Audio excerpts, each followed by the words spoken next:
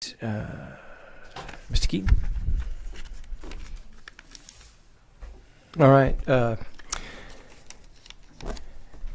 Louisiana Department of Health in fiscal year 18 had actual expenditures of $12.9 billion with a budget of $13.7 billion.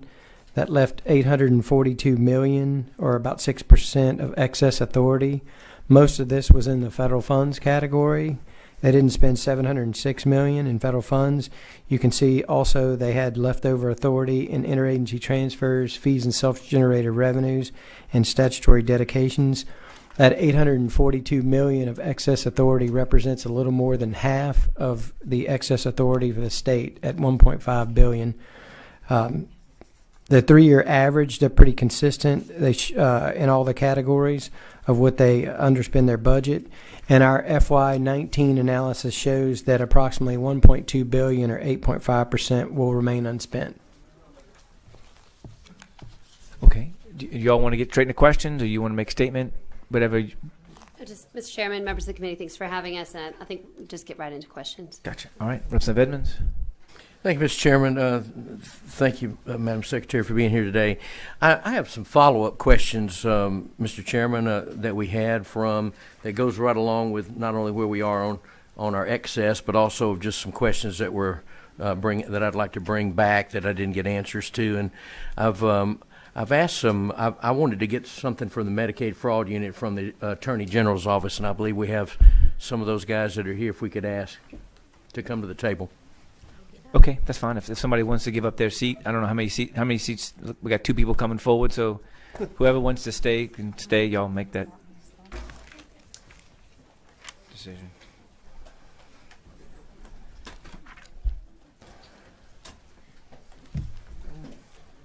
Good afternoon, committee members. Bill Stiles, Chief Deputy Attorney General, and I have with me Ronnie Beavers, head of our investigative unit at the Medicaid Fraud Control Unit at the Department of Justice. Let's start with this. So when it comes to, and we spent a lot of time trying to determine with LDH's request for $1 billion more this particular go-around in this particular budget. Obviously, my frame of questions had to do with if we were going to do that, we really needed to have some real questions on waste, fraud, and abuse. And I wanted you to just give us, so we'll understand. I know LDH has some opportunity to do fraudulent claims, and so does the MCOs, but where do you guys fall in that category? Just take me from a base level and let's start that discussion. Well, I'll start out by differentiating 2 things. There's been a lot of discussions. We have a Medicaid Fraud Control Unit that is partly funded by state dollars, mostly funded by a federal match. That unit's objective is to root out fraud and abuse within the providers of the Medicaid program. So that would be healthcare providers throughout the state of Louisiana, big and small. And they also have a piece that I think is to deal with elderly abuse and abuse in facilities. And so that's one portion of it. There's another portion that's kind of been a topic because we came, I think, before this body maybe a year ago or so and requested a Medicaid recipient fraud unit. Currently, the Medicaid program does not allow our fraud control unit to investigate recipient fraud. And when we say recipients, those are the people that apply and receive the benefit. So we have been, I guess, in the process of trying to, get a little bit of focus on that issue because we feel that there's a substantial amount of the recipient fraud occurring within the state of Louisiana because as our Medicaid control unit goes out and investigates providers, they often find that there's recipient fraud associated with even the providers themselves. We have a multitude of cases where we actually have providers who are, billing the Medicaid unit, the Medicaid program for, probably hundreds of thousands of dollars. And I think in one case, maybe even over $1 million annually. And this person's entire family is receiving Medicaid benefits. So there seems to be some kind of disconnect. We also know that the state of South Carolina has a recipient fraud unit. We spoke to some of their hierarchy, and they indicated to us that it was a pretty successful program.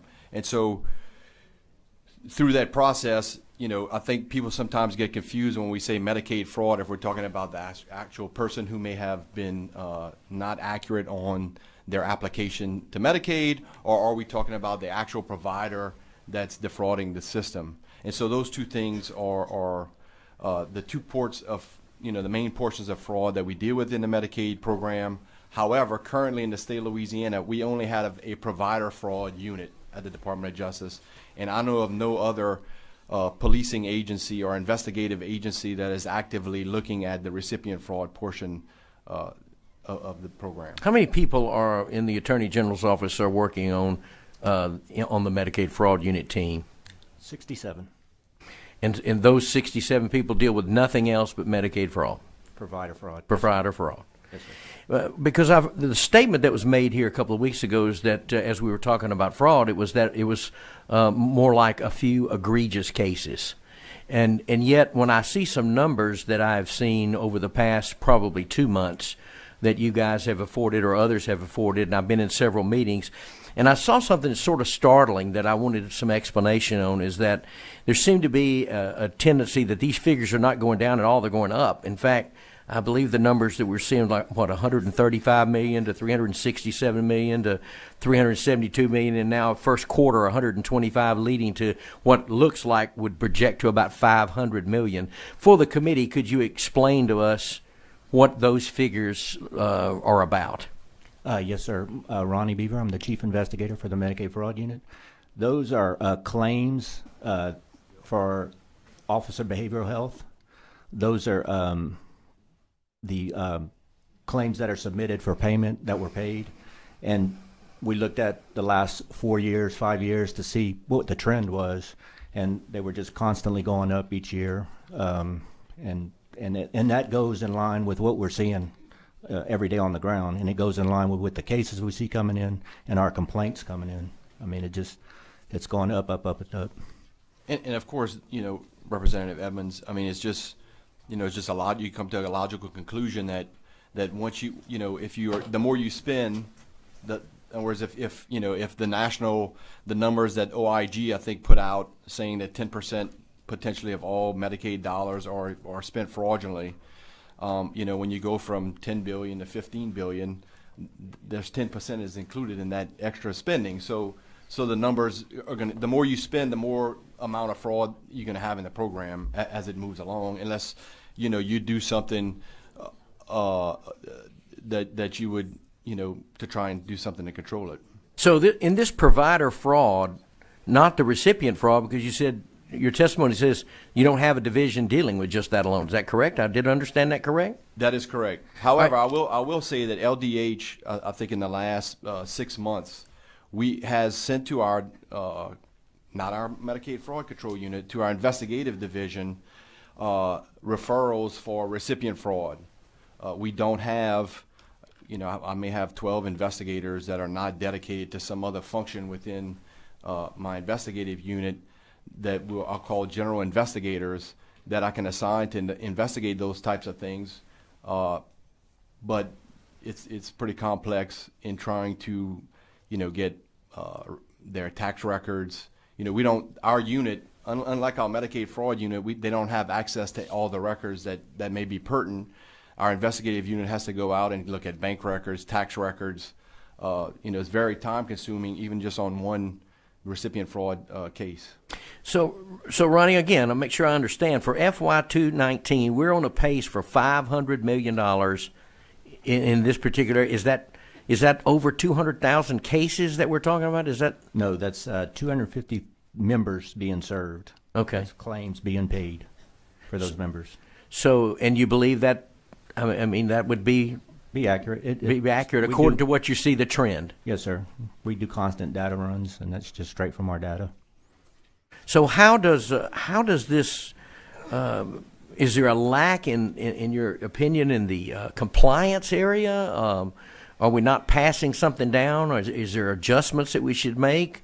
And obviously, that's a startling amount of money. Yes, sir. I think it's just getting tighter on the rules and regulations. If you go back and look in the provider manuals from 2009 and 2014, they spelled out exactly what you could and couldn't do. And in the newer manuals, it's open to interpretation. And I know, they're trying to make it easier on the providers. I'm not blaming anyone. It just seems like the rules and regulations need to be a lot tighter. And in this particular area, we're talking about behavioral health, is where you're seeing a bulk of these cases, or Yes, sir. would you say you're spending 90% of your time in this one area, or 70%. 70%? So when you give a sort of an update, I have one here, and I won't read to take time, but just to know where we are. So in print, you're saying the Medicaid Fraud Unit recently arrested an owner of a behavioral health company on 10 counts of Medicaid fraud for allegedly providing false and fraudulent claims for behavioral health services not rendered. Many recipients were fraudulently diagnosed as moderately mentally retarded or severely autistic so that the claim submitted could be billed at a higher level, and they never received counseling service. The same person also submitted a renewal application in order to continue receiving Medicaid benefits for herself and her family, totaling $318,297.77. That's correct. And you gave that paragraph. Yes, sir. That's one case. And that's just a case of many. Yes, ma'am. Yes, sir. That fits that. You also said in the past several months, hundreds of referrals of suspected Medicaid fraud, 809,000, 1.3 million, 346,000, 2.2 million. What would those figures represent? That's the amount of billing by a particular company that we think the majority of that is probably fraudulent. In each one of those cases? Yes, sir. And you're finding this on a normal, regular basis, you're finding this? Yes, sir. And in regards to, credentialing and licensing, we have so many things that are in statute. In fact, Senator Luno, if you could correct me, we have a new piece of legislation that should be dealing with some of these things. Are we not abiding within what was that last year in June? Yes, sir. And what was that intended to do? I think it was to try and crack down on, doing a better background check on and credentialing on some of the providers coming in. And are we just not executing that statute now? I think what we're finding, it's getting better in that department, but I think you're getting a lot of, we're missing a lot. You got a lot of family members and stuff, they don't claim that they're part owners of this company. They don't list to exactly who the owners are. It's hard to figure out, but when you really start digging, you find out the majority of these, you might have 5 or 6 people involved in one business, and they only list one. And the background on some of these people is just terrible. They would have never got in. One final subject, and so we received the latest from Daryl Propera, which is dated in April of this year, on a Walk With Me Community Improvement Center that I believe you guys had looked into that as well? Yes, sir. And what did you find there? That's something we're still looking at. I mean, he's drawn conclusion, I think, in his report, and it's... We're prosecuting. I mean, we're doing I believe, an open investigation. So yes, sir. We can't really speak to that. Comment much on this particular report. Said that WWM have violated state laws and its Medicaid provider agreements with the Louisiana Department of Health and the managed care organizations that operate the Medicaid program on behalf of LDH. And this is the most recent report. Even since our last testimony, I believe it's just been released. And I think part of one of the issues is, I think, credentialing. I think that the legislative auditor's reporting also indicated that some 40% of the healthcare providers in mental health, particularly, were unlicensed, and so that again is just an indication of leaving the door open for somebody to walk through and use the program for illicit gain. It's hard to fathom how someone could be a provider of services and also be receiving benefits. We see that quite often. And so, I think part of what would be a fix to the problem is, I know myself, I spoke with Mr. Propera about this probably 3 years ago about trying to get computer software inside the program that uses algorithmic technologies to root out and find these anomalies, and indicate, what they may be. And Mr. Chairman, there's a number of allegations against the department and some issues that have been brought up. I wonder when we'll get a chance to respond, or do we have a lot more? Should we respond to these as we go? Because certainly have some responses. No, let them go, and then if anybody else has questions for them, then we'll. Not able to. You will. respond No. to When you because I'm sure that if you saw my board lit up here, what I'm trying to get them out of here first, and then get you all up, and then you can stay and talk about this, and then the stuff on the excess and everything else we want to do.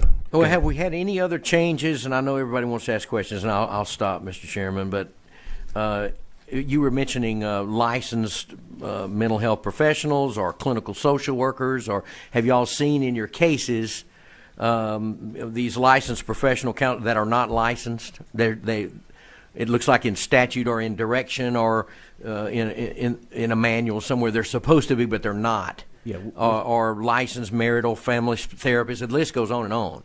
we're still seeing a lot of it. You're still seeing the same kind of trends? Yes, sir. And we've tried the last couple of years to get legislation passed, and I think it's made it through the House. And that's about as far as it gets. I mean, we're working on it. All right. Thank you, Mr. Chairman. All right, Representative Bacala, is your question for LDH? Okay, just keep your button lit. Representative Miller for. It doesn't mean you can't ask a question on LDH, but the gentleman there, is this for them? Yes, sir. Gotcha. Okay, here we go. How many employees you have in your provider fraud unit? I think we 67. Yes. Are they all attorneys? No. 11 of them are attorneys. Okay. Are you familiar with LDH program integrity efforts? Yes. I Well, am. I'm not personally, but he is. Are they all attorneys? No, sir. Do we know how many attorneys they have? I don't. Do We work closely with them, no. Okay. They recently increased their manpower, correctly? I'm not sure. You're not sure? Do they often, is there information that you don't get from them that you need? No, sir. They're very good about getting us information. How much money did you recoup for the state of Louisiana this year? Let's see.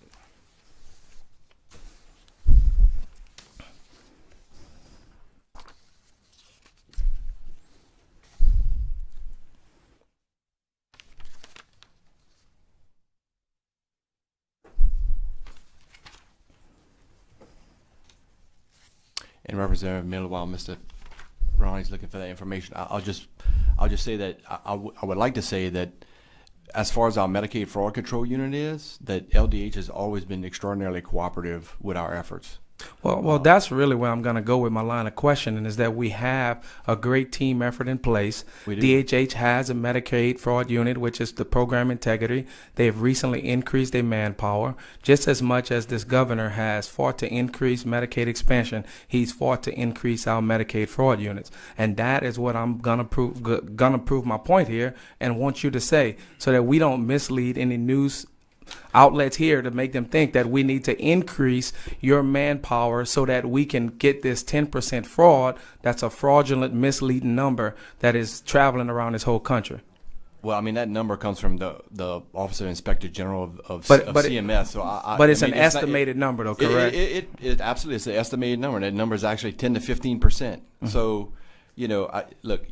Well, we can't go searching. Is the number the number? Mm-hmm. It's a fraudulent number? No, it's not a number. We estimate things all the time. We estimate how much revenue we're going to have next year. We estimate what our budget might be. That's the official number of the federal government that has control of the program. I'm not here to tell you that LDH has not been extraordinarily helpful, worked with us always since day one. They've worked with our program to assist us in as far as we're talking about provider fraud. However, that doesn't mean that we're catching, it's the tip of the iceberg. And that doesn't mean that there's not a whole bunch of things that we can do as a state to improve and to prevent further those dollars getting out the door. Because at the end of the day, what's happening is that those dollars that are leaving the door, it's not going to your constituents. It's not going to my neighbors. It's not going to the people in our community that actually need the medical dollars. This is money that's going out to someone who's not a licensed provider, who's out there claiming to Okay, let's talk provide about services. let's talk about licensed and they're not provider. providing any services at all whatsoever. So what They're is your milking the system? So first off, let me go on record and say anybody that's an unlicensed provider that's fraudulently billing deserves to be prosecuted. Yeah. So let's go on record with that. Yeah. What is your definition of an unlicensed provider? Because a licensed clinical social worker is a licensed provider. Someone who's providing mental health services who doesn't have a license to provide those services. So let's talk about what license you're talking about. That person is licensed to provide the service. Where are you saying he's They unlicensed? have zero license. Zero license. but he's- None. but he's- 40%. but he's a licensed According to the legislative order, 40% of the people providing mental health services were unlicensed. Unlicensed through LDH. Unlicensed at all.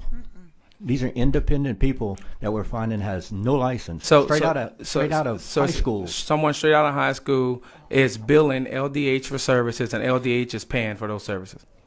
Absolutely. Or the MCOs. Okay, Jen, can you please answer that? And I'm not blaming them. They're frauding the system. I find that hard to believe that someone, and your example is someone out of high school. Now, I can believe a licensed clinical social worker who has a license possibly provided services, but they were not licensed through the MCO, and they got reimbursed. So, when we'd like to respond to the issue of our behavioral health program, but we'd like to I know we have a limited amount of time. So I wonder Introduce if you your wanna- introduce. This is Dr. Gee, Secretary of Health. Good afternoon. Yeah, if we can right now, talk about this behavior health situation. So what I'm going to do is, if you don't mind asking Yeah, our absolutely. subs to come up, and we're going to respond because these are important issues that. So I just wanted to start by saying that no governor has done more to increase access to health care than our governor through the Medicaid expansion, but no governor has done more to improve the efforts of addressing fraud, waste, and abuse than our governor. I will note that the interest peaked greatly when there was a Democrat-elected governor. These were not issues that were brought up before, but they are issues that we're addressing and that we care about and that we have made substantial improvement in. I want to give you some numbers. When we look at ourselves compared to the national rates, and we talk about PERM, and Jen's going to be, we talk about the 10% number. What we're talking about is a PERM rate. She's going to define that and go into that in greater detail. It's something that we've talked about to the committee previously, but I want you to understand, because it is not a measure of fraud. CMS says it's not a measure of fraud, but it is a measure of improper payment. So what that means is that you could have put in, I'm an obstetrician, I could have billed improperly for a service. It could have been the right service. The patient maybe should have received that service, but I might have billed improperly. So it's a complicated concept, but it is a proxy for how states are doing on fraud, waste, and abuse. Let me note that Louisiana performs in the best in the nation. We have been in top 10 in the nation consistently since 2009. Since 2009, we were fifth lowest rate in the nation. In 2012, we were third lowest rate in our nation. And you imagine, this is despite the fact that we have not only some of the highest scrutiny of any state in the country, we have a dedicated Medicaid fraud unit.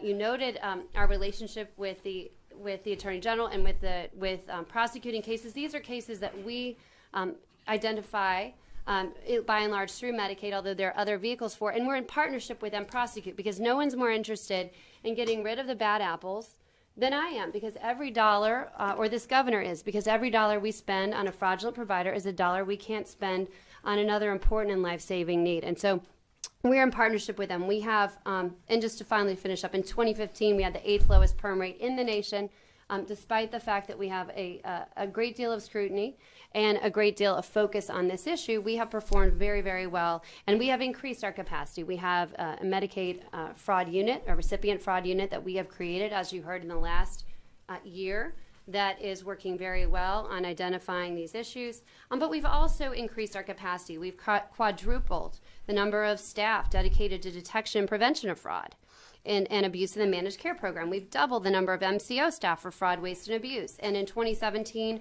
we increased by double the rate of investigators to enrollees. So we've made substantial improvement.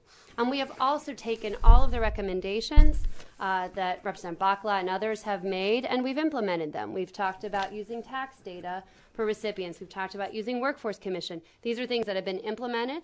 And by the way, this governor was the one that put in our new eligibility and enrollment system, the system that has made this improvement in being able to determine eligibility. He made it possible. He funded it And this governor has put in one of the most sophisticated system in Medicaid's history for Medicaid enrollment, which allows us a better view into program integrity. And we also now require, new in this administration, MCOs to collectively share fraud and abuse tips and complaints. And I think you all have this sheet on your desks as well. The Attorney General's Medicaid Provider Fraud Unit, we notify them of suspected cases. Nobody, as I said, we don't like bad apples, but just because you have a couple of people who are running red lights and getting tickets, you don't stop everyone from driving a car. Similarly, when we have some bad apples, but we want the roads to be safe. Similarly, we want Medicaid to be a great program. We want to weed out the bad apples. Some of the cases we've talked about that Karen will elucidate, we have been very instrumental in identifying and helping to follow those up for prosecution, because we have no interest in unlicensed providers or people who are not competent or people who are fraudulent participating in our program. Karen will identify many of the changes made in behavioral health. Senator Luna's bill was an asset to us, helped us implement many changes, including cleaning up a program that we had recommended several years ago for reductions in because of our concern about that program's growth. And we have addressed it through a variety of ways that Karen will talk about. And we've also implemented new software solutions, predictive analytics, a new eligibility system. We've had a 300% increase in tips and complaints, a 94% increase in MCO referrals to the Attorney General's Medicaid Fraud Unit with this administration, and a 250% increase in MCO fraud cases. These are cases that we work in partnership with the Attorney General and are helping to support. Our new records gain access from 20 different sources for the information related to whether someone is eligible for Medicaid. So we are making great progress. So I want to put all of these, we can talk about a select number of cases. We take them seriously. No one has a greater interest than we do, but no one more than this governor has done more to promote both access to health care as well as creating a Medicaid program that is low on fraud, waste, and abuse than our governor has. We also have, I want to say, traditionally been recognized for the past few years as some of the best in the nation on these results. So although we want to improve, we want to put this in perspective that Louisiana, despite traditionally having low resources for our Medicaid program, has done very well. That doesn't mean we can't always do better, and we want to partner in any way we can to improve the program. Secretary Gee, that was great information, but my chairman here just told me he's going to do like Maxine Waters and he's going to take my time, reclaim my time, so I really need to get back on behavioral health for a second so that he don't turn my mic off. I'm going to have Karen talk about the I'm not going to turn you. I just want to know if she answered your question. It's really what I was angling But for. no, but that was great information. I wrote it down. We're going to come back to that, I promise. You have it on your desk. You can take it home and read it at bedtime. So what? Tell me about these behavioral health. I think he said 40% of them, or so much millions, were improper payments or done by unlicensed personnel. True. So, to classify behavioral health providers in a blanket statement as fraudulent is just quite unfair and incorrect. Behavioral health providers include providers like physicians, psychiatrists, psychologists, social workers. To stay as a blanket statement, those people are on a regular basis committing fraud is a bit misleading. To talk about licensure, so people often use that term unaware of the kind of dual meanings that license carries with behavioral health providers. You have behavioral health providers who are licensed by their respective professional boards. So your licensed clinical social worker. Your other behavioral health providers, all of which are licensed through health standards by their agencies. At this point, we have no agencies or professionals licensed to their professional boards practicing in the behavioral health arena that are not licensed by one of those two. We do have a provider type that includes, under the agency is licensed, but under that agency, it includes people like peers, people with lived experience. This is a national model. This is a model that evidence supports, keeps people engaged in their mental health treatment and in their recovery treatment. Peers are utilized on both the mental health side and the substance use side. Individually, they are not licensed. Their agency is absolutely licensed. One of the things that Luna's bill did is input some supervision requirements in case that was a concern. It required everyone to be licensed, but that was changed in legislation already. One of the audits that was referenced about having unlicensed provider was an audit that came out about 2 years ago. Since then, legislation has been changed requiring licensure. I think they're not naming them, but they're particularly targeting mental health rehab providers. So all mental health rehab providers now have to be licensed. The Luno bill did other things like require a member choice form to make sure that members were engaged and involved in their treatment.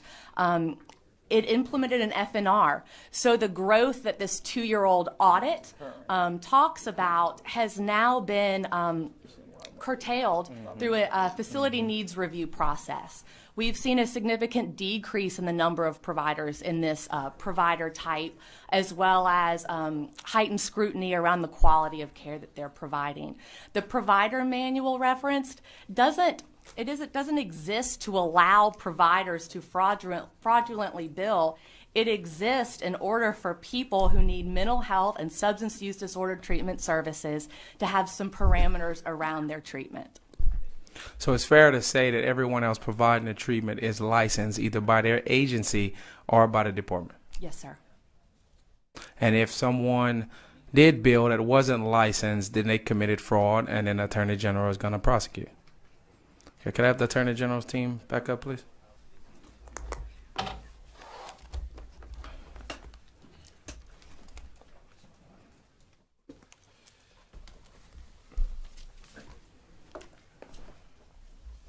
Yes, sir. Any comments? No, like I told you before, look, the LDH relative to our provider fraud has always been very cooperative. I think the frustration is that many of us, including our office, has been indicating that there's a lot of fraud going on in the Medicaid fraud unit program in the state of Louisiana. To that point, over the last 2 years, all we've heard was, no, there's no fraud. The MCOs are taking care of that. And then yet, we passed the legislation. Now we've made changes. I don't know why we would have made changes if there was no fraud in the system to detect more fraud. If we made all these investments, I'm glad that that's being done. I'm excited that it's being done. I think it's going to, quite frankly, bear a lot of fruit. The first run, as I appreciated, the recipient fraud algorithm threw 30,000 people off the rolls. I'm asking myself why we didn't have that algorithm 3 years ago. How did these why people we didn't get have on it 6-7 years ago? Yeah, why? Well, the technology might have not been available 6 or 7 years ago, but I know it was available 3 or 4 years ago.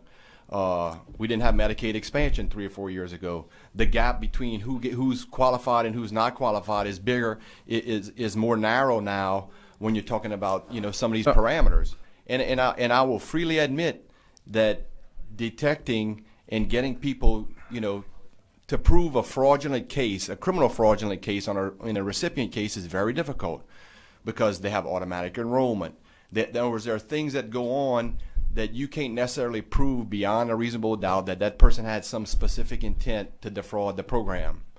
But there are changes that could be made in the program, in my opinion, in our opinion, that may help prevent those people from just riding along on the system automatically without having to verify their income when there's income changes. And again, I'm not trying to throw anybody out. What are those I'm changes? trying to preserve. What are those changes that you recommend? Well, so for example, some mandatory fields within the Medicaid application, because the current online process application, you can omit such things as crucial as employment and income and still send an application. Eliminate an automatic renewal process whereby applicants are not, with an automatic renewal, you're not certifying your income or your employment status. If you're automatically renewed, your job changes, and you don't have to go back in and or required to put what your new income is. You get automatically renewed. That person might say, well, I'm just going to keep riding the system. The new system's not going to automatically pick up that data? It may or may not. I don't know. You could hear back from LDH on whether or not that would occur. But there's some things we think that could be done. require recipients to submit a signed annual renewal certifying their employment and their amount. In the document, make them verify under the penalty of perjury that the information is accurate and correct. There's just some things that could be done that, from our perspective, again, we're looking at it from a law enforcement's perspective, that if this was done, it would help verify who is on the rolls and whether or not that person is actually entitled to be on the rolls. And on the provider side. And when they're same not thing. entitled to be on the rolls, it would give us the opportunity to prosecute them if we could show that they intentionally misled in the application process. How many arrests and convictions in the state of Louisiana have we had with Medicaid fraud within the last 3 years? In the entire Recipients, providers. Well, the recipients, I can tell you, is very few because no one had a recipient fraud program up until.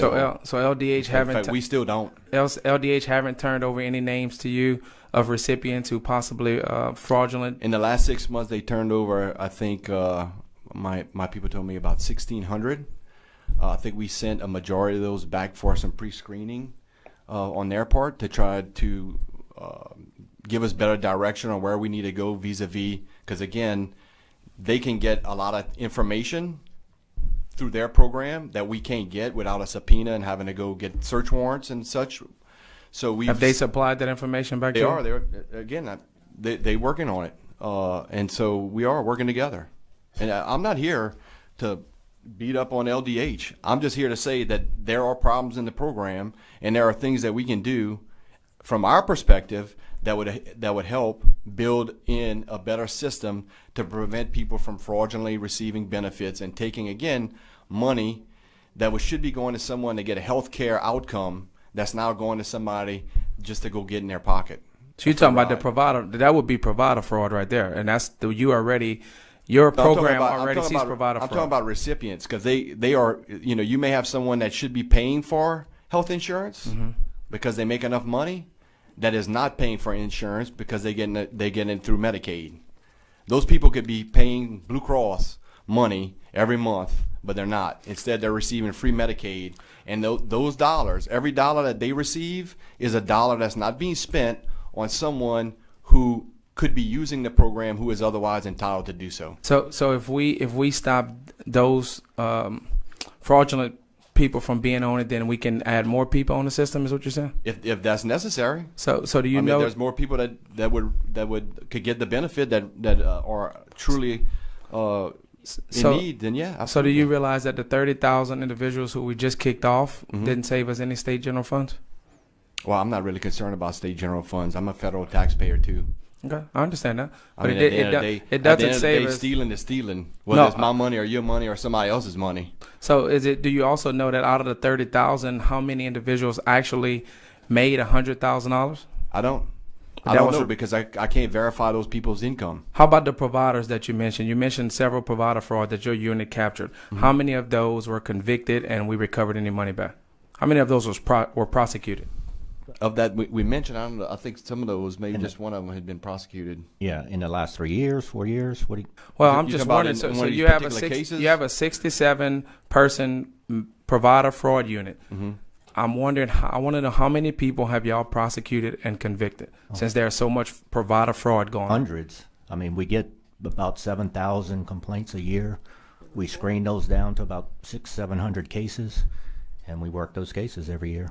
How many have been arrested? Again, we screen those cases down to the most egregious cases because we don't have the manpower to obviously investigate the 7,000 referrals each individually.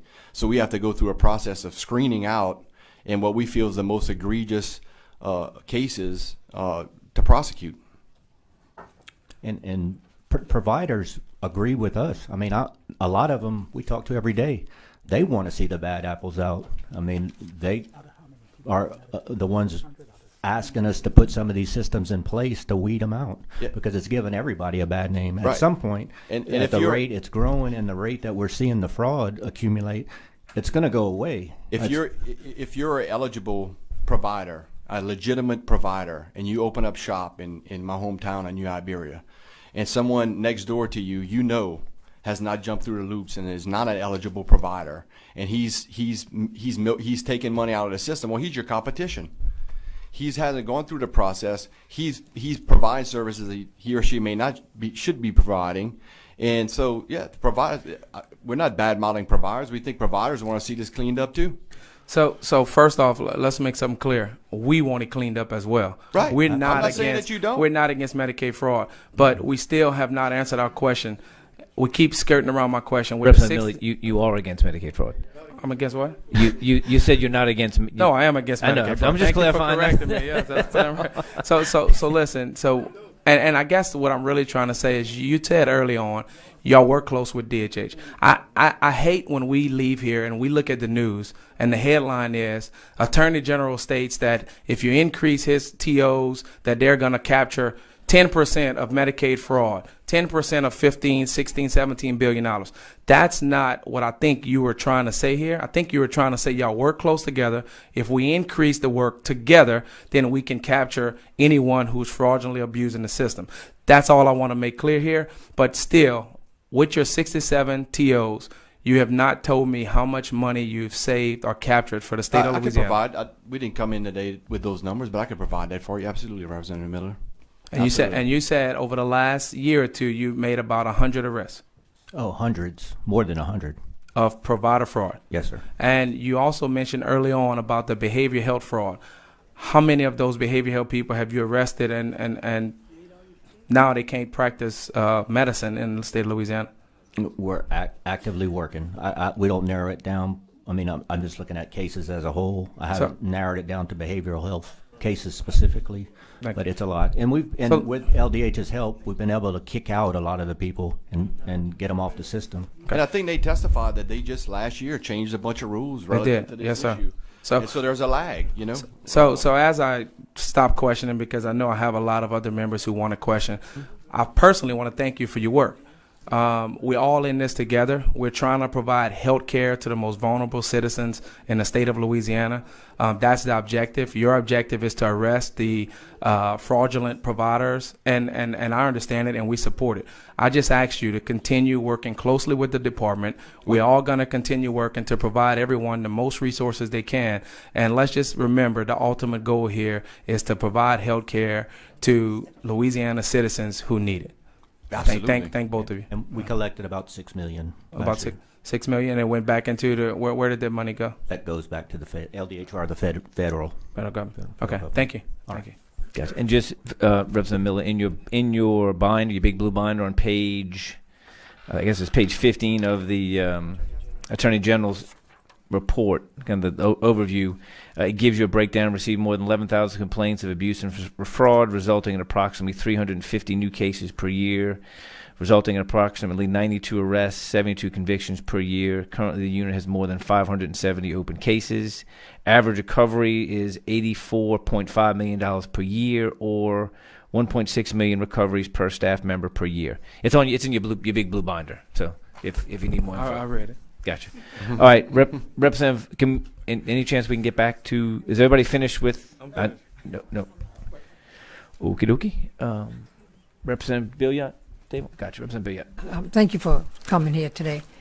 Let me ask you, the fraud, you catch someone, and why is it not getting out to those other providers that, we have somebody on a job, and if you do these things, you're going to have a problem with us? Well, again, this is just straight conjecture because I can't tell you what people think. But when there's a lot of money on the table, $15 billion available, people are going to go and try and get it fraudulently. I mean, that's just. So there's nothing you can think of that would. I mean, they're criminal. I mean, there's the same way that people walk into Walmart every day when you don't have a security guard in front of the store and go take what they want and walk out. I mean, there's a criminal element within us in our communities, and if they see somebody else committing, I think you might have the adverse effect. They see somebody else getting rich, billing Medicaid, they may say, hey, you know what? Maybe I'll go start up and try to do the same thing. I mean, it could work the other way around. So you think there's people watching other people getting rich off of the program that they talk to them about it? And then my concern is that I would like to see a little more that when someone's caught, that the rest of the providers are notified and say, this is how we caught this guy. Right. You know, this is what he's doing. This is what he did, or whatever. So they have the idea of, no, we can't try that anymore because they were caught. I can tell you, it's funny. We've done a couple of search warrants, and you go in there and you see the headlines of us arresting people. So they seeing it. It just they keep doing it. I don't know the answer. And we've had a couple just come in from other states, open up shop, just straight up fraudulently bill. Never saw a client one. Just $1 million. Okay, thank you. All right, Representative Smith. Thank you, Mr. Chairman. I have a couple of questions. You indicated there's 67 individuals doing fraud, and 11 of them are attorneys. What other training do you give the individuals, the rest of them, to conduct fraud investigations? It's rigorous. We have a national association. We have 4 different trainings we do every year with them. We have trainings with our regional partners, with Alabama, Texas. So we have a regional thing we do probably once a year. We meet with LDH at least once a month. We meet with the MCOs once a month. We're constantly training. And Okay, we're constantly looking at trends, what's happening in other states, you know, and trying to catch it before it gets here.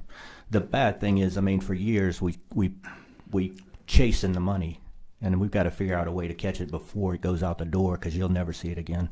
And is there a high turnover in that particular group of individuals or not?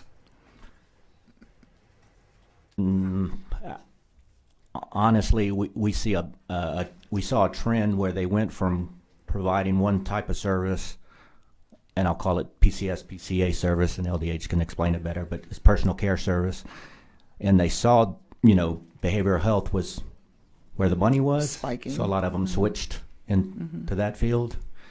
Okay.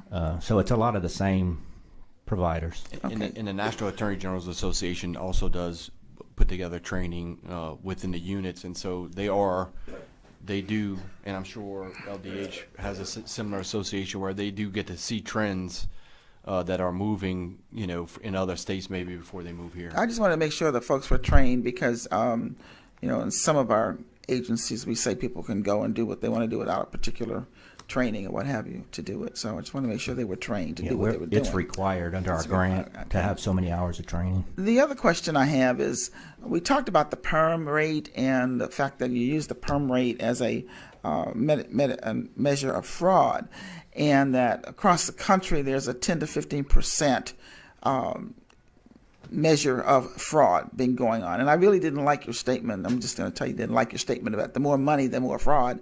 I think you can't put everybody in the same barrel. You know, you may have more money, but there's still going to be some bad apples, but it may not produce more fraud. It could possibly, but not necessarily. And I think it's based on the trends. Well, but I'm just saying that was a statement you made. The more money you put in there, the more fraud you're going to have. Well, that's not always the case. Right. I mean, even if Louisiana is operating at 5%. Fraud. Well, and nobody wants fraud. Too, when we say fraud within the program, you know, it's not necessarily criminal fraud, right? Exactly. It could also be civil fraud, which is someone, or it could just be error. Where someone's billing that incorrect, some doctor or whatever. Which is what the perm rate is. You're right. And it's totally like, understand that. Right. It's like me going to my bank and saying, I got this extra charge on there. Why'd you put it on there? That bank didn't fraudulently do it. Right. It was a mistake. Right. On their part. So, but let's talk about the 10%, the 15% fraud rate that's across the state. And I want, if Jen doesn't mind, giving us some information on what that actually means to the ordinary citizen about this fraud rate. Right. So Jen Steele, Medicaid Director. I appreciate the question because it's commonly misunderstood. Both Representative Edmonds and the Attorney General's office misunderstood the use of the PERM statistic. So I appreciate you asking the question. So the payment error rate measurement is something that the federal CMS agency, the Medicaid agency, conducts to estimate the amount of improper payments in the Medicaid program. They say explicitly, verbatim on their website, it is not a fraud rate. It is a measure of improper payments. And while all payments that are made as a result of fraud are certainly improper, there are lots of other types of payments that are improper, that are not fraud. And specifically, when they talk about improper, they're talking about it doesn't specifically adhere to certain requirements of the program. So just a layman's example, Dr. Gee tried to offer it in terms of medical services, but just in layman's terms, you go to the grocery store, you buy a pint of strawberries, you picked up the regular conventional strawberries, you went and you scanned it, and they charged you the organic strawberry price. That constitutes an improper payment, a payment error. It's an error in the pricing. It's not something that conveys that the strawberries were bad. You know, it has nothing to do with fraud. It has to do with errors with the billing system. So yes, the national rate perm was 10%. It has no bearing on fraud. It is a measure of improper payments, of which fraud is a small component, and there is not a specific measure of. So I think it's important that people have the facts about what that measure is when they're using that data. And again, as Dr. Gee said, when we're compared with our peers, the last 3 perm cycles, we were 5th, 3rd, and 8th. And the year that we were 8th was the year in which the Affordable Care Act requirements came in, that the timelines for compliance were shorter than most states could comply with.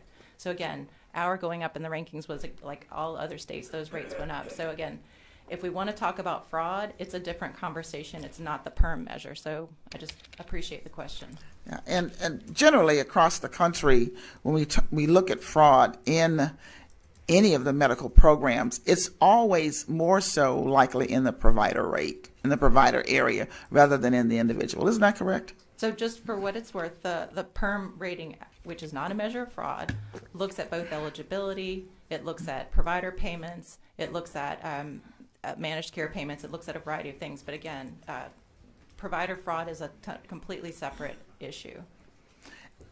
And I'm thank you for that. But I want to go back to the 30,000, the 37,000 people that were sent letters, and just because 30,000 or 37,000 letters were sent out to individuals, and I asked this question of you before, we got letters back. Do we know approximately how many people didn't even get their letter? So the return mail was about 8%. We got about 8% of the letters back. To be clear, of the 40,007 people who received letters, we, at this point, 72% have been terminated, but 20% have come back after being terminated and being able to demonstrate proof of eligibility.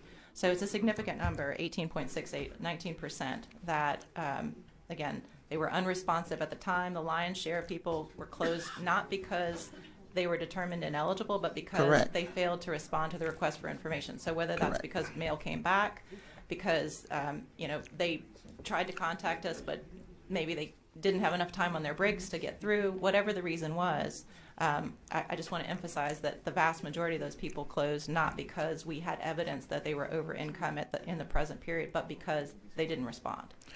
And those that come back, if they've not gotten their received their letter, when they go to a doctor or to get a prescription filled, they will find out that they should have gotten back to you with some kind of information that they're actually been taken off and could possibly qualify for getting back on. Yeah, it is common for folks who, again, if they didn't receive the letter, the first notice that they may have that they're no longer enrolled or that they don't qualify or we believe they don't qualify is when the doctor tells them, I can't see you today, your coverage isn't live. Right, okay. Well, thank you very much.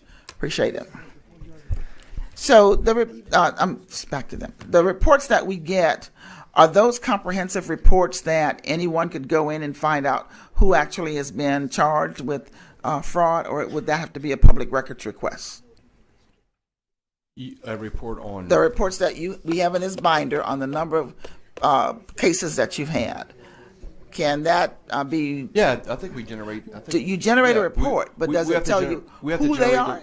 Does it tell us who the individuals are? Who the people are that have been convicted of fraud or charged with fraud? Is that? I mean, the convictions are public records, right? If there's a pending investigation, obviously that would be something we couldn't provide to you. Okay. And there's an exclusion database that most of these people are excluded once they are convicted. Okay. All right. Thank you, Mr. Chairman. I'm finished with that. Thank you. Yes, ma'am. Representative Bacala for folks at the table. Oh, well, you're number one on both. So once you're finished with this, if the next group wants to come up, we can roll straight in. we talked about the licensing and most of these people being licensed. Ms. Steele, I know at one time most of the licensing process, if I remember right, maybe it's been fixed, but at one time the licensing process was really not verified. It was by attestation. So if somebody said, I have an office, I have this, I have that, we took their word for it. Has that been cleaned up? I'm not certain I'm familiar with that. It was part of the task force when we dug into the licensing of behavioral health specialists. We found that the licensing process, the approval process, was often not verified. If somebody said, I have a, fill in the blank, we took their word that they had a qualification, an office, a presence in Louisiana without any form of verification. Has that been something that we've addressed? I'm going to ask Karen to speak to that. So I think that might be the audit from 2017, maybe, that looked at licensing. So at that point, I believe it was during session in 2017, there was still a segment of behavioral health providers that were not required to be licensed. There were still a couple of exempt ones. We changed that law during session in 2017. Now our health standards license all behavioral health providers who are not individually licensed by their professional boards. Do we get a copy of that license before we sign them up? I'm sure health standards. At one time, I think we didn't. I'm just trying to see. The department doesn't because we don't contract directly with those. I think at one time, because the MCOs were having such a difficult time with this, and we have 5 MCOs, one of them would kick somebody off because they're a bad provider, but the other 4 would keep using them. And I think all the MCOs were hoping that one day we would have a central registry of approved behavioral health. But at that time when we were trying to do it, we weren't verifying qualifications. We were just taking people's word for it that they were qualified. I'm just trying to see if we've moved past that and fixed it. You've given me the thread I needed. So yes, we are today providers enroll and credential separately with each of the 5 MCOs and fee-for-service. Over the past year, we procured for a centralized provider enrollment and credentialing contract, and that is pending approval by both the State Office of Procurement and CMS. All right, so we're trying to, and I think going back, I think that we would find it unfathomable if we could go to a physician's office who was not a qualified physician, or go to a registered nurse who wasn't qualified. We go above and beyond to make sure that not only they're licensed, but the licenses are current, that the continuing education is done, or they lose their license and they don't practice medicine. But we don't do the same diligence with behavioral health. So I think that we do, and I think again, there's so many audits, it's hard to know which one might be all right, I'm gonna try to go through this real quick. Mr. Beavers, what are some of the most egregious cases you've seen lately in the behavioral health area? I think it's just straight up fraudulently billing. I'm talking about. Can you give me a specific example of something that somebody's doing, just a straight fraud? Yeah, it was an example I gave earlier. Guy got a license, came in from Georgia. He billed about $2 million, and he's gone. What was he doing? What was the nature of the fraud? It was for behavioral health services. I mean, was he not seeing people? Oh no, they weren't seeing anyone. We couldn't find a single person that got actual services. So he was finding social security numbers, identifications. How was he doing that? We're actively prosecuting it in Georgia right now, so I don't want to say too much. Gotcha. Okay, do you have any cases of people billing hundreds of hours per day? Yes. So we have people who we are paying. The state is paying for them providing 100+ hours worth of therapy, or whatever you want to call it, behavioral health services per day, and the systems weren't in place to catch that until it was caught because somebody told on them. That's correct. All right. I'm going to move past this, Mr. Chairman, and get into the LDH questions, if you don't mind. If y'all want to, Justice, y'all good? LDH folks can come up and...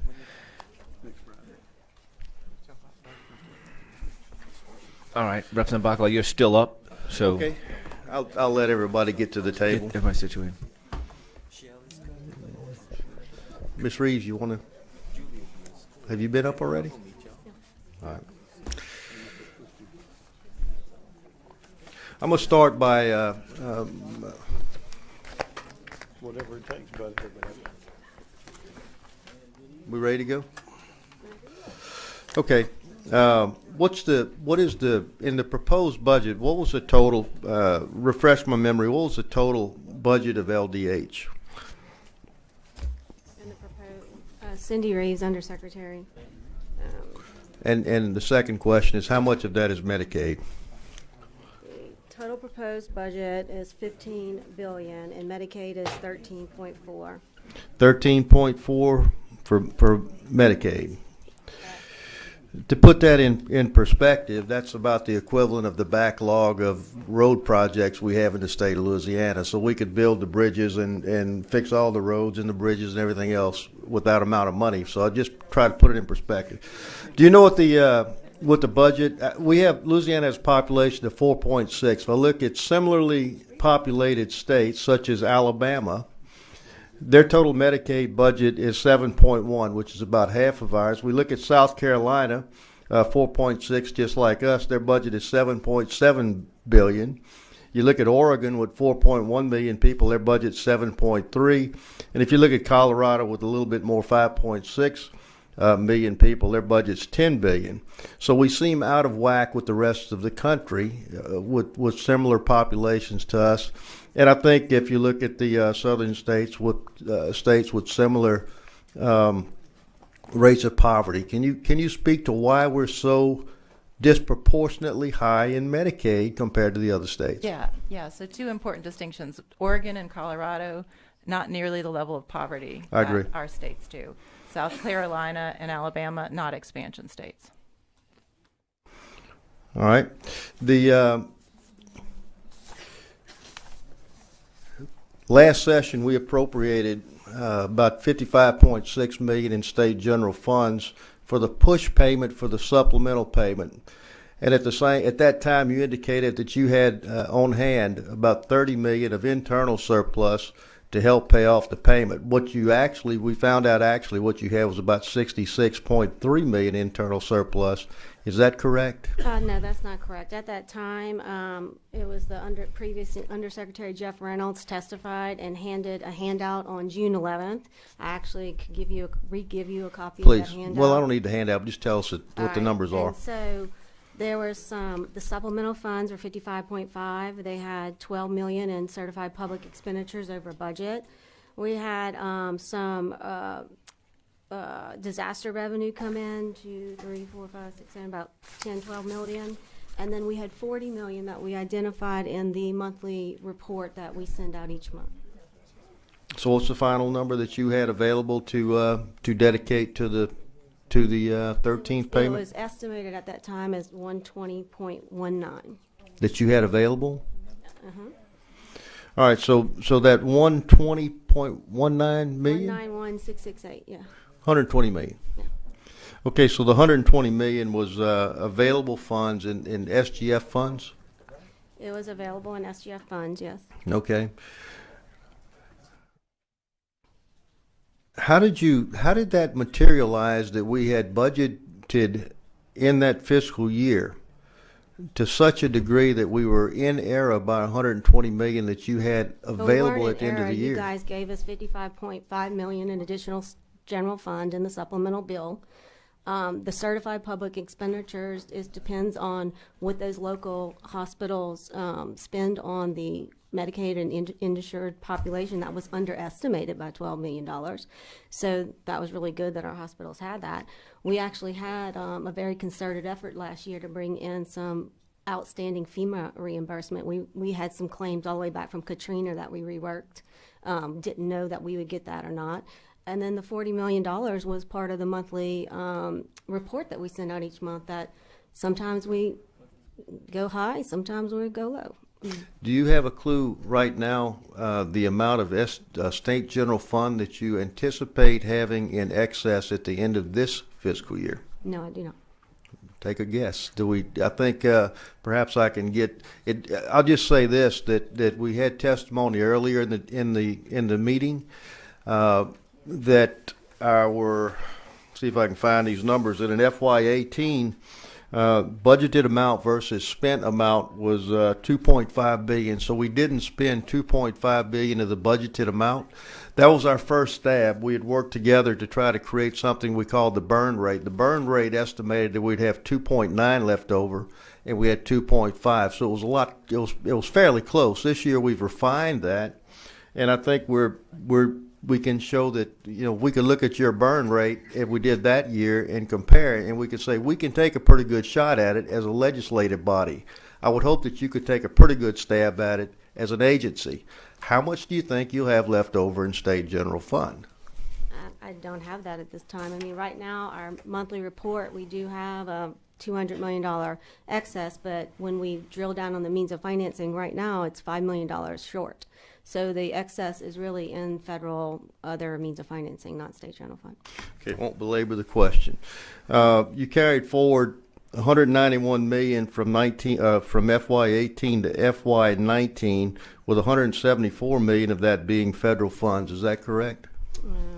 Yes.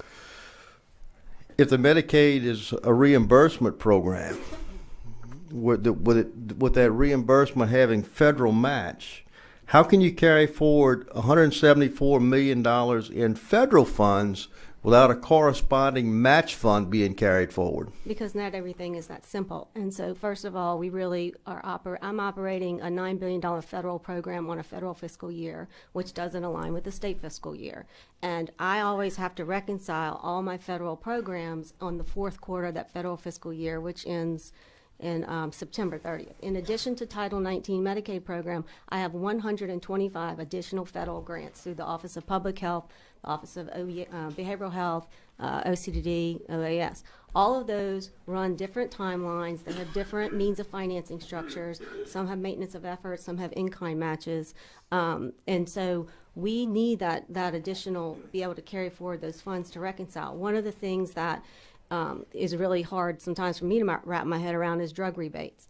So the way the drug rebate programs works is we collect the drug rebates on behalf of the state and the federal government. We then have to, most of the time, the drug rebates are invoiced and collected on a quarterly basis. The third quarter drug rebate usually comes in after the last check write of the year, Medicaid's cash basis, so I can only return when that comes in. We roll that forward, and then we reconcile as to what's the federal and state match during that fourth quarter period and the year-end close for the state. The other thing, so we also have drug rebates and the Office of Public Health in addition to Medicaid with the Ryan White grant. Those are 100% federal funds. And then oftentimes, we don't have an accounting system that matches up revenue to expenditures. Our revenues are done by 14 accountants on a monthly basis on an Excel spreadsheet, where basically we estimate how the expenditure is in terms of means of financing, and then we reconcile. So in this particular carry forward on the third quarter, we overdrew federal funds by $39 million. So in addition to the drug rebates, we also have to return those federal funds that we overdrew. The federal rebate, the federal drug rebate has to come into our coffers first before it's paid out, correct? You can't pay it to the federal government if you hadn't gotten it. Yeah, correct. Okay, so when it comes into the state budget, to the LDH budget, the rebates, what category is that money in? Is it interagency? Is it as a revenue source? What are you classified as a revenue source? It's a return of expenditure, and that's very technical. I might have to get some. I think I understand the concept, but where does it show up as a line item in revenue? our monthly report? No, in the revenues. It's state general fund? I guess it'd be federal funds until we reconcile it, and then whatever port. No, once you get it, you receive it into your. All of our cash goes into a cash operating account until we reconcile those means of financing with that expenditure. And so once again, we do that on a monthly basis. We do it on a quarterly basis. We do it on an annual basis in the AFR. All right. Well, I'm just gonna, if you don't mind, I don't know that I'll ever let's just go back to the base question. In order to have the federal funds available, you had to have state match funds. You can't draw down the federal funds without the state. I'm not And drawing down drug rebates. I'm getting. No, I'm not talking about drug rebates. Right. I'm talking about the federal funds, the 174 left over at the end of the year. Would not you have to have a match in order to qualify to receive the 174, and wouldn't you spend them at the same time? No, not for drug rebates and not for. It's not drug rebates. I'm talking about generally speaking. You say carry forward. Yes. Is every bit of carry forward drug rebates? The majority of it is, except for the overdraw of the federal dollars by the $39 million. Right.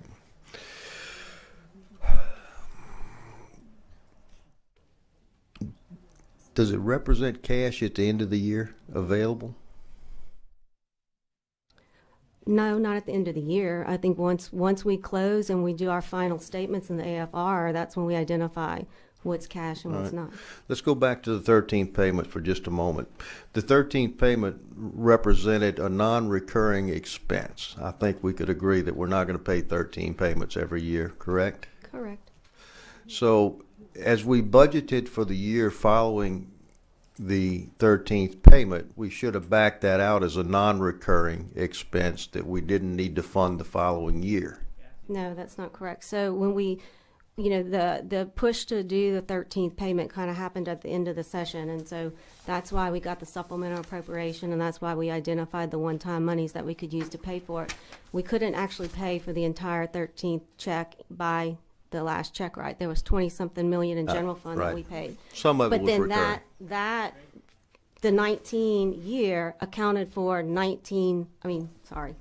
12 checks in addition to that small portion of the 13th check that we had, check rights. At some point in time, a year following that 13th payment, you didn't need to have that additional funds again. And when we do our FY20, what?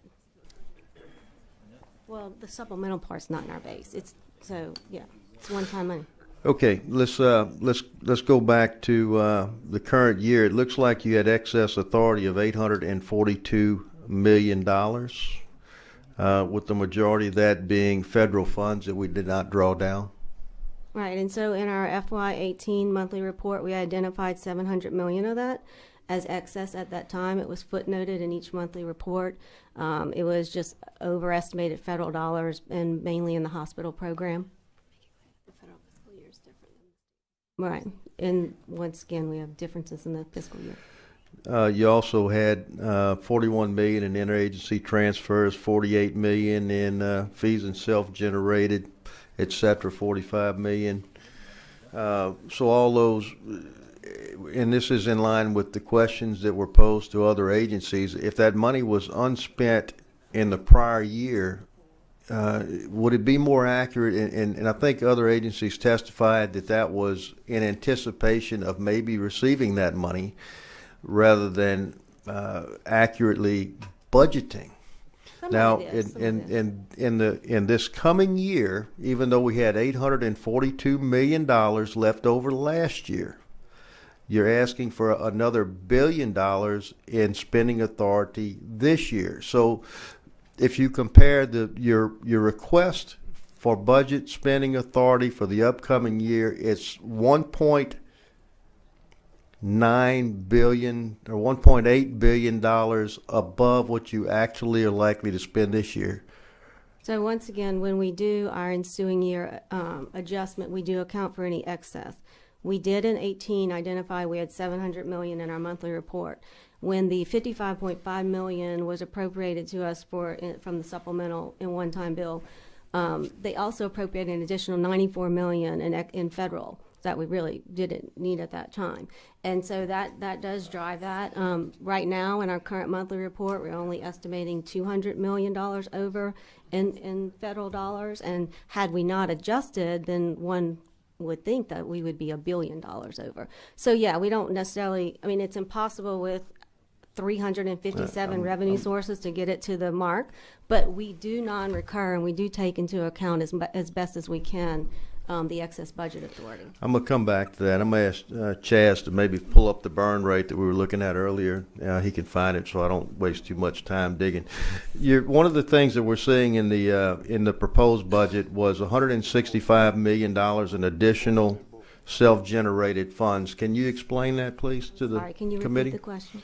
In the upcoming budget, it shows an increase in self-generated funds of $165 million. Can you explain that increase? Result of a new program. When we were here on the 9th of April, I handed out, give you 4 handouts. That is for the Managed Care Incentive Program. And the self-generated represents intergovernmental transfers that'll fund that program. It allows us to pay the MCOs money for enhanced quality, and it's the ability for us not to have to use state funds to do that. Who is giving you the $165 million? We have not finalized the program details. We haven't finalized the IGT agreements, and actually, we're going to be adjusting that downward because this program was actually supposed to start. Who are you negotiating with in contracts? I'm just trying to cut through the chatter and see who we expect to get the $165 million from.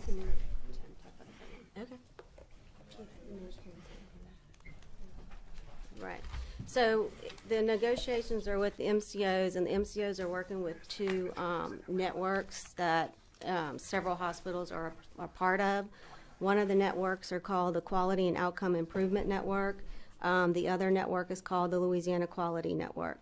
The Quality and Outcome Improvement Network, you have hospitals such as Christus, Lafayette General, Ochsner, Rapide, Savoy Medical Center, Slidell. There's 49 of them. Louisiana Quality Network, you have East Jefferson, you have Lake Charles, you have North Oaks, Our Lady of the Lake, Our Lady of the Angels, Lourdes, Children's, Willis Knighton. There's 30 of them. So there's 79 hospitals that we think at this point are going to How many total? I'm sorry. 79. 79 total. Hospitals that we think at this point are going to join one of those 2 networks. Okay, so 79 million or 79 hospitals would give the state or pay the state. I think the newest number is going to be 120 million. It would have to be from one of the a public entity. So not if you're one of these 79 and you're not a public entity, you cannot IGT. Okay, how do we get it? From one of the public entities. So more than likely, looking at the list from the Quality Outcome Improvement Network, it would be Terrebonne General, maybe Chabert. I mean, so that means that Hospital A gives money to Hospital B, who gives money to the state? No, they IGT. We pay the MCOs. The MCOs pay the networks. Where does the money ultimately start? And I thought it was 79 hospitals, but now I'm confused. Well, now you would ask me earlier who were the participating hospitals. I'm sorry. Where's the 165, which looks like it's going to be 120? Who is going to write the check to the LDH? It would be a public entity, more than likely the 2 I just mentioned, and then possibly LSU New Orleans. Okay, could you repeat the 3 again? So there's Terrebonne General, Chabert, and LSU New Orleans, or the public entities that would be the ones who could potentially send an IGT. Okay, so Terrebonne, LSU, whoever, hospital, they give you, let's just divide it down the middle. A hospital gives you $40 million, all right? That's voluntary? Yes. Okay, so they can choose to do it or choose not to do it? Correct. And if they choose to do it, what's the return for them? I don't know, because what we do is we pay in accordance with our rules and regulations to the managed care entities. Each one of these, and Jen can really talk about the quality piece better than I, but we do have a quality protocol in place. Each one of the metrics has a dollar amount associated with it, so you only get paid once you've achieved compliance with the metric. And you may not be the entity to address this, but if we're assessing a fee, why don't we have to have legislation to assess that fee? We don't assess a fee. I'll let Russo handle that. Steve Russo, Executive Council, Louisiana Department of Health. We are not going to be assessing a fee. We've looked at this from every angle for federal compliance. These are going to be voluntary intergovernmental transfers. You can get state match from 3 sources. Number 1 would be certified public expenditures. Number 2 would be intergovernmental transfers. And number 3 would be appropriations from the legislature. Am I correct that you guys will retain roughly 22% of that for general operations? What normally happens, and I don't know whether this has been decided yet, because what we do is we take the intergovernmental transfer, and all of the intergovernmental transfer is utilized in the Medicaid program.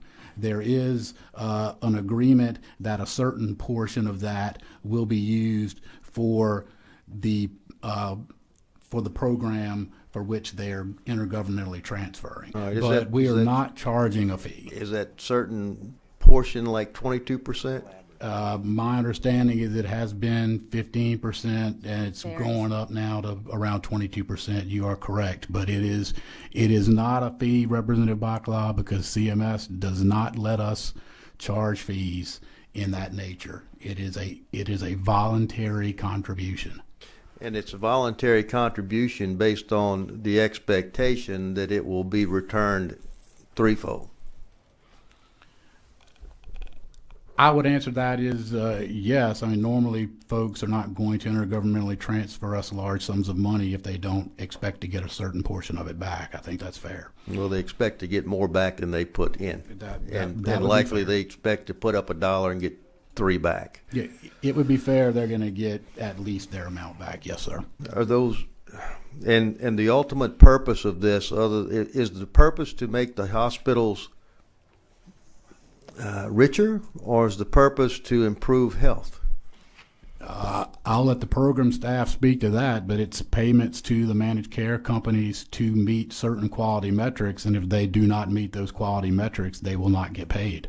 And if they don't get paid, I'm sure we won't get paid, so it would be a walk. But okay, I'm just going to move on from this topic. It does seem that if something like this would happen, it just seemed like legislation and a vetting through the legislative process would be appropriate, even though that wasn't all. We weren't given that opportunity to vet a program that's, I think, $457 million program that we're going to implement without the opportunity for the legislature to see it except as a line in a budget. But that's just an opinion. Yeah, So and if I may, Representative Bacala, just to give y'all some comfort, when we get a governmental transfer of this nature, we require the entity to certify that it is public funds and they're not getting it from a private source and recycling. And in this case, we've made it crystal clear that if a certification is wrong, we'll be going back and getting any money that is disallowed from anybody that fraudulently transfers money to us. Okay, let's go to MCOs. My understanding is that a recent audit was conducted and we identified $150 million in overpayments to the MCOs. Can you speak to that? I can speak to it. So we do, for every rate cycle, we do a medical loss ratio. So for the first cycle of the expansion rates, the medical loss ratio reports have been just recently submitted. So the MCOs self-report, and then we pay for an independent review of those reports. And so, yes, that is the amount that's been self-reported by the MCOs. It'll be this fall before we get the verified results from the auditors, from the accountants. But what I would say to provide context is that at the time that those rates were developed, they were developed by our actuaries. They were reviewed by CMS actuaries and approved by CMS. They included assumptions about when, in particular, pent-up demand would hit, right? Because we're assuming that a lot of these folks did not have access to care in the past. So fundamentally what happened is that we assumed in those rates that pent-up demand would hit sooner than it did. The next rate cycle, we took a lot of that, we adjusted the rates down. In actuality, the pent-up demand happened later, and you'll see in the next round of MLR reports that the plans ran really high. So in short, in retrospect, we did it on the best data we had at the time. The first set of rates were high. We overcorrected the second set of rates, and now we're finally, I think, hitting that sweet spot in the middle. But again, if next year you come back at this time and look at how they performed on the second cycle, you'll see where the lag in that has timing. the $150 million in overpayments been calculated into the need for the upcoming budget as a reduction? No, not yet, because they have not been audited. Okay, but at least the best information we have right now, if we overpaid 150 million, then that we should be able to take that off the top. Not really. Keep in mind, I have to get the money from the MCOs and No, return it not to talking the about federal getting government. it back. I'm talking about the need for that amount of money in the future year. When it's No, it's finalized, one we will time. come back and probably need an adjustment to accept the funds and also to transfer them back to the feds. Because keep in mind, very little of that's going to be. And this is one time. I mean, this is, like Jen said, the next set of MLRs are trending upward. So any revenue we would collect from this are one-time dollars. When do we expect to get the repayment? Representative, just what I want to make sure to underscore something Jen said, which is that when this was partly an aspect of having Medicaid expansion, which was a very new program, and so it was difficult to predict utilization. We under-predicted initially, ergo overpayments.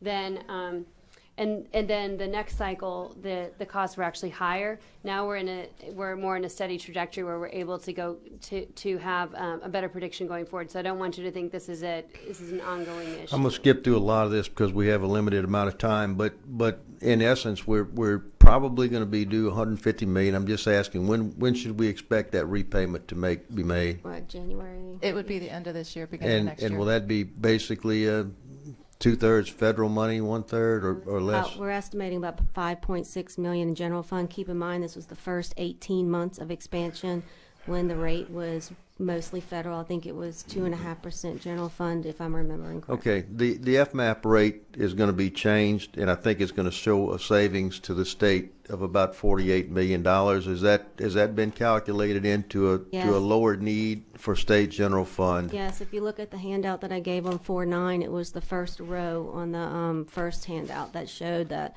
we reduced not only $48 million in general fund, but we also reduced self-generated as well by 22.8. Okay, I'm gonna go through as quickly as I can and just try to hit on stuff without much discussion.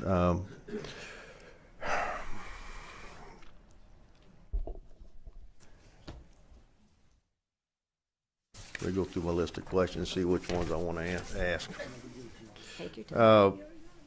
We have continued to see indications of people being removed from the Medicaid rolls, probably 40-something. How many people total have been removed from the rolls this year because they've been identified as excess earners?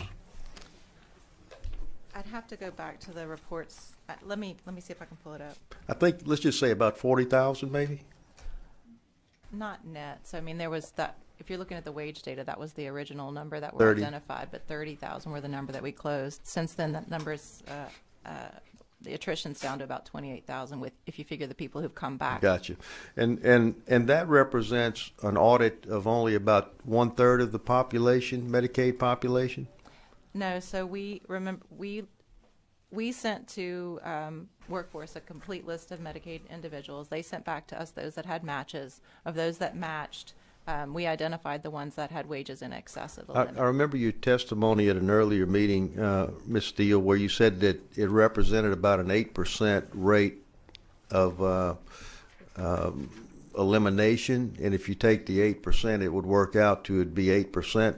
The number would be about 1/3 of the total Medicaid population. I think you testified at that time that anyone that was under the I call it continuous eligibility, but I think there's another name for it, was not checked, and that represented about 2/3 of the population that were not going to be subject to the quarterly reviews. No. So they were checked, but we did not act on it. So again, if people had protections. So if you had acted, how many letters would you have sent out if you had acted on everyone? I think the difference was about 30,000. But again, that would include children, people who are pregnant, people with disabilities who have that continuous eligibility guarantee. All right. Okay. You've continuously had excess funds year to year, every year. Last year, our prediction on how much you had left over at the end of the year, our burn rate predictions, I think we're pretty close. This year, the burn rate indications are you should have about 1.2 billion. Let's just say 1 billion to give you some wiggle room. If you had 800 million left over last year and you're going to have $1 billion left over this year, do you truly need an extra $1 billion next year? So, I mean, we do maintain the excess federal budget authority to manage our federal program in a way that we can pay providers timely and ensure access to care for our clients. So the amount of excess, I agree, we can work on, because there has to be a sweet spot where, you know, I can still manage my federal program at the same time you guys feel like you have a realistic budget. And so well, the excess, and I think that keeping with the theme with earlier agencies, so this isn't LDH, this is all agencies. We've not been selective in saying that the budget would be more honest if we budgeted as accurately as we could based on all information available, including the excess last year. And then if we turned out, rather than giving you excess authority on July 1st, you came back and asked for additional authority as the year progressed through the BA7 process. And that way it would, we perhaps wouldn't have $800 billion left over in the year about the last closed year, FY18, and we probably wouldn't have $1 billion left over in FY19. That we wouldn't have that situation in the upcoming year if we didn't budget with intentionally including excess authority. we don't intentionally include excess authority. We include the excess authority we feel that we need to manage a $9 billion federal program whose fiscal year doesn't align with the state fiscal year. Now, granted, sometimes do we overestimate? Yeah. Sometimes we underestimate. When did you underestimate? I never saw that. I've looked historically. Under the Jindal administration, where every year there was a negative. Yeah. So anyway, once again, we'll be glad to look at that. We did. My budget staff did work with y'all's budget staff on the burn rate. I think both of them agree that the LDH burn rate calculation is a little bit more complex than some of your regular agencies. I mean, because of the complexity of our program. And we are constantly looking at the different adjustments. I mean, most of the budget adjustments that I did, we did, it was based on December data before our enrollment numbers changed drastically. So we are in the process of looking at several of those larger adjustments to see if they can come down. Okay. I have two other topics, and then I'm going to try to get out of here. Even though we continue to identify people who are ineligible and removing them from the rolls, and despite the fact that the governor has announced that the economy of Louisiana is improving and more people are working than ever, we're still seeing, even taking out the people that we've identified as ineligible, we're showing a growth. In fact, the projection now for May of next year is 1.7 million people, as compared to a current population of about 1.6. So we're going to add 50,000 more people next year, between now and next year. You asked me that in the last month, and when you asked me, I was confused because the last month's report enrollment chart was incorrect. We since submitted I got a corrected version, and it's still showing that same trend.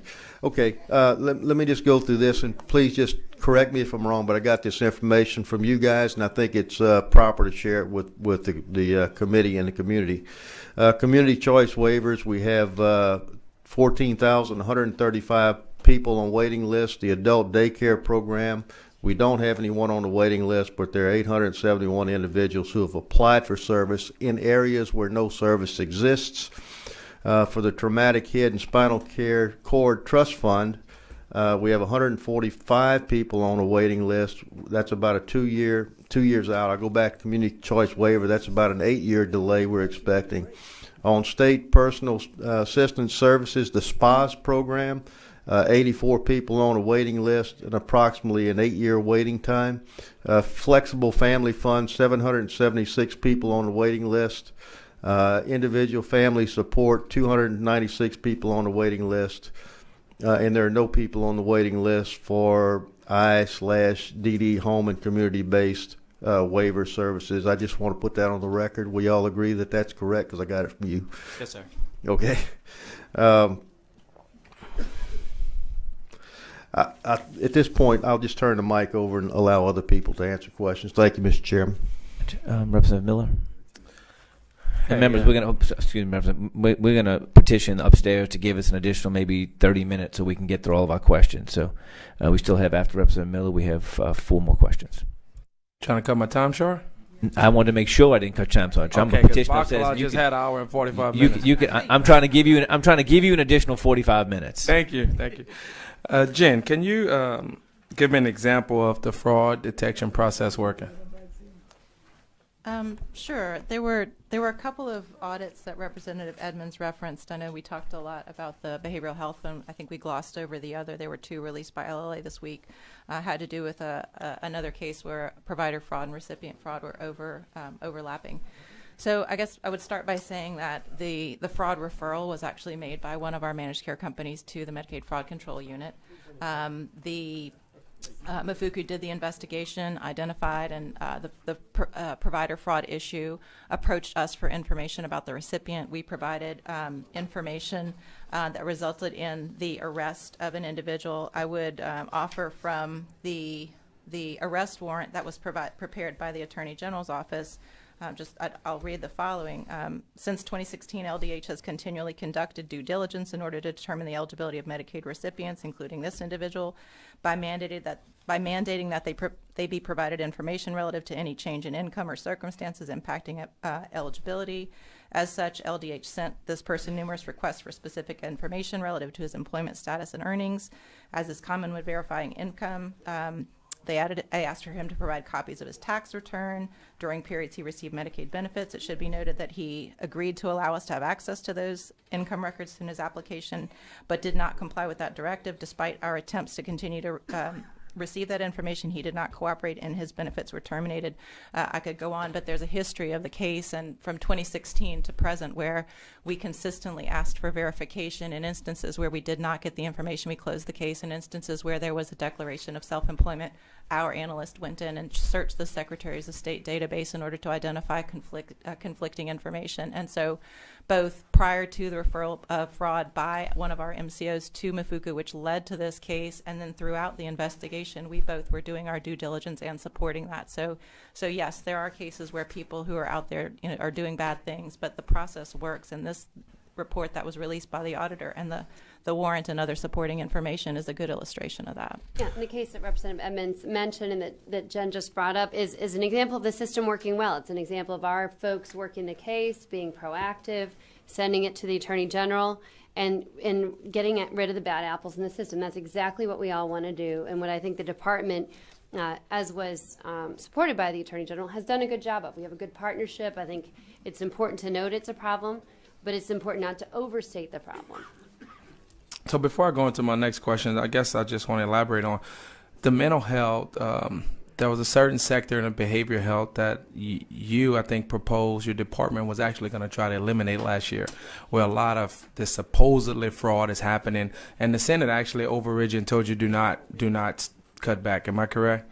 That's and right. I'm only sharing that to say that some things that you've identified that you may want to reel in, sometimes the Senate or the House will step in and tell you absolutely not, keep this program is good for our constituents. That's right. We made tremendous strides, but that was something we had identified as a problem. We were addressing it, recommending reductions to it. We've worked in partnership to improve the licensing, to improve the program and the quality of that program. So again, I think another success story of where we've identified a problem and we've addressed it in partnership with the legislature. But sometimes y'all don't let us cut things that we would like to cut, and that dance has happened over the past few years.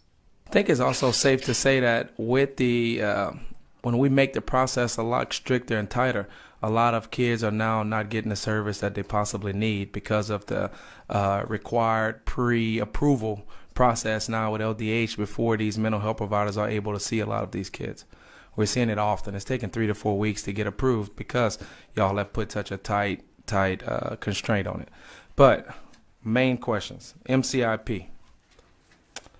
So you said that the established rules are not in place yet, correct? Well, the department has their protocol, and those are the different quality measures and benchmarks that we have developed, and Jen can go over those. The program won't start, obviously, from a budgetary standpoint until we have an appropriation, but CMS has approved the program to have already started. It's just we needed to get the budget in place. And it's you said 79 hospitals that you're anticipating will participate? That's what we were estimating, Is it safe to say roughly an extra $6 million possibly per hospital if we divide it equally? No, because, the type of programs that they have to put in place, they're going to have to spend money to to be able to implement these and meet these quality metrics and benchmarks. I mean, anything from possibly upgrading their software to training protocols. I mean, they're going to spend money. I mean, they're not doing it now, obviously, so it's to improve their outcomes. And just to underscore, these are things like preventable hospital readmissions, maternal and perinatal health outcomes, inappropriate ER use. So some of these things are things that we need to invest in so we improve, reduce costs and improve outcomes in the long term. So they're quality goals that have been identified as important, but then through CMS, this program has been authorized, and it's a partnership, but the MCOs ultimately pay out the rate. So we're not going to be ultimately responsible for how much gets paid to each entity. It's really going to be up to them how good is their performance and how they're able to negotiate. No, and I'm a strong advocate of maximizing our federal dollars to give reimbursements to providers. My question with this particular program, you mentioned the 3 or 4 of the incentives, quality measures as related to emergency rooms, but there's also improved outcomes for diabetic members, improved outcomes for members with hypertension, improved member health for ages 21 years or younger through increased primary care utilization. Looking at this, I think primary care providers and community-based health providers are an integral part in anyone meeting these quality measures. So my question is, as we're going to reimburse the hospitals, what are we doing in here to possibly persuade the hospitals to include community-based providers and more primary care providers in these incentive programs? So I would just add that, again, as has been stated already, the MCOs are contracting with networks of hospitals. Many of these hospitals consider themselves health systems with contracted physicians. So not all of them, but many of them are large health systems. So the reach through to physicians happens that way. It's not exclusive, but I mean, I would encourage and we've had conversations with the physicians associations and others, any folks who are interested in it should certainly be reaching out to the hospitals or to these associations to figure out a way to contract if they're interested. But why shouldn't the department develop more guidelines? Would it be illegal for the department to develop guidelines demanding that they allow community-based health providers to participate? I'll let the lawyer answer the question. Yeah, Steve Russo again, Executive Counsel. As I was telling Representative Bacalab, and this is a pretty tightly controlled federal program in that we have to set metrics. We have to then make it incumbent upon the MCO to meet those metrics. So how the MCO spends their money, who they contract with, the proportions they want to spend, that's all left up to the MCO. So does it have to be legally? Yes, we cannot direct payment past the MCO. That's straight out of the federal. So within the RFP process, I mean, you all are contracting with the MCOs, so you can't tell the MCOs how to spend their money? Right. We cannot tell them the methodology they have to use. We can't tell them the amounts they can use. We can't tell them the schedule of payments. So who created this? Who created this system here? The MCO or the MCIP? The MCIP started off basically by the hospital groups coming to us, pointing out to us, quite frankly, what we already knew, that you could provide an MCIP program, and asked us to come up with metrics that we felt were driven by quality to increase quality.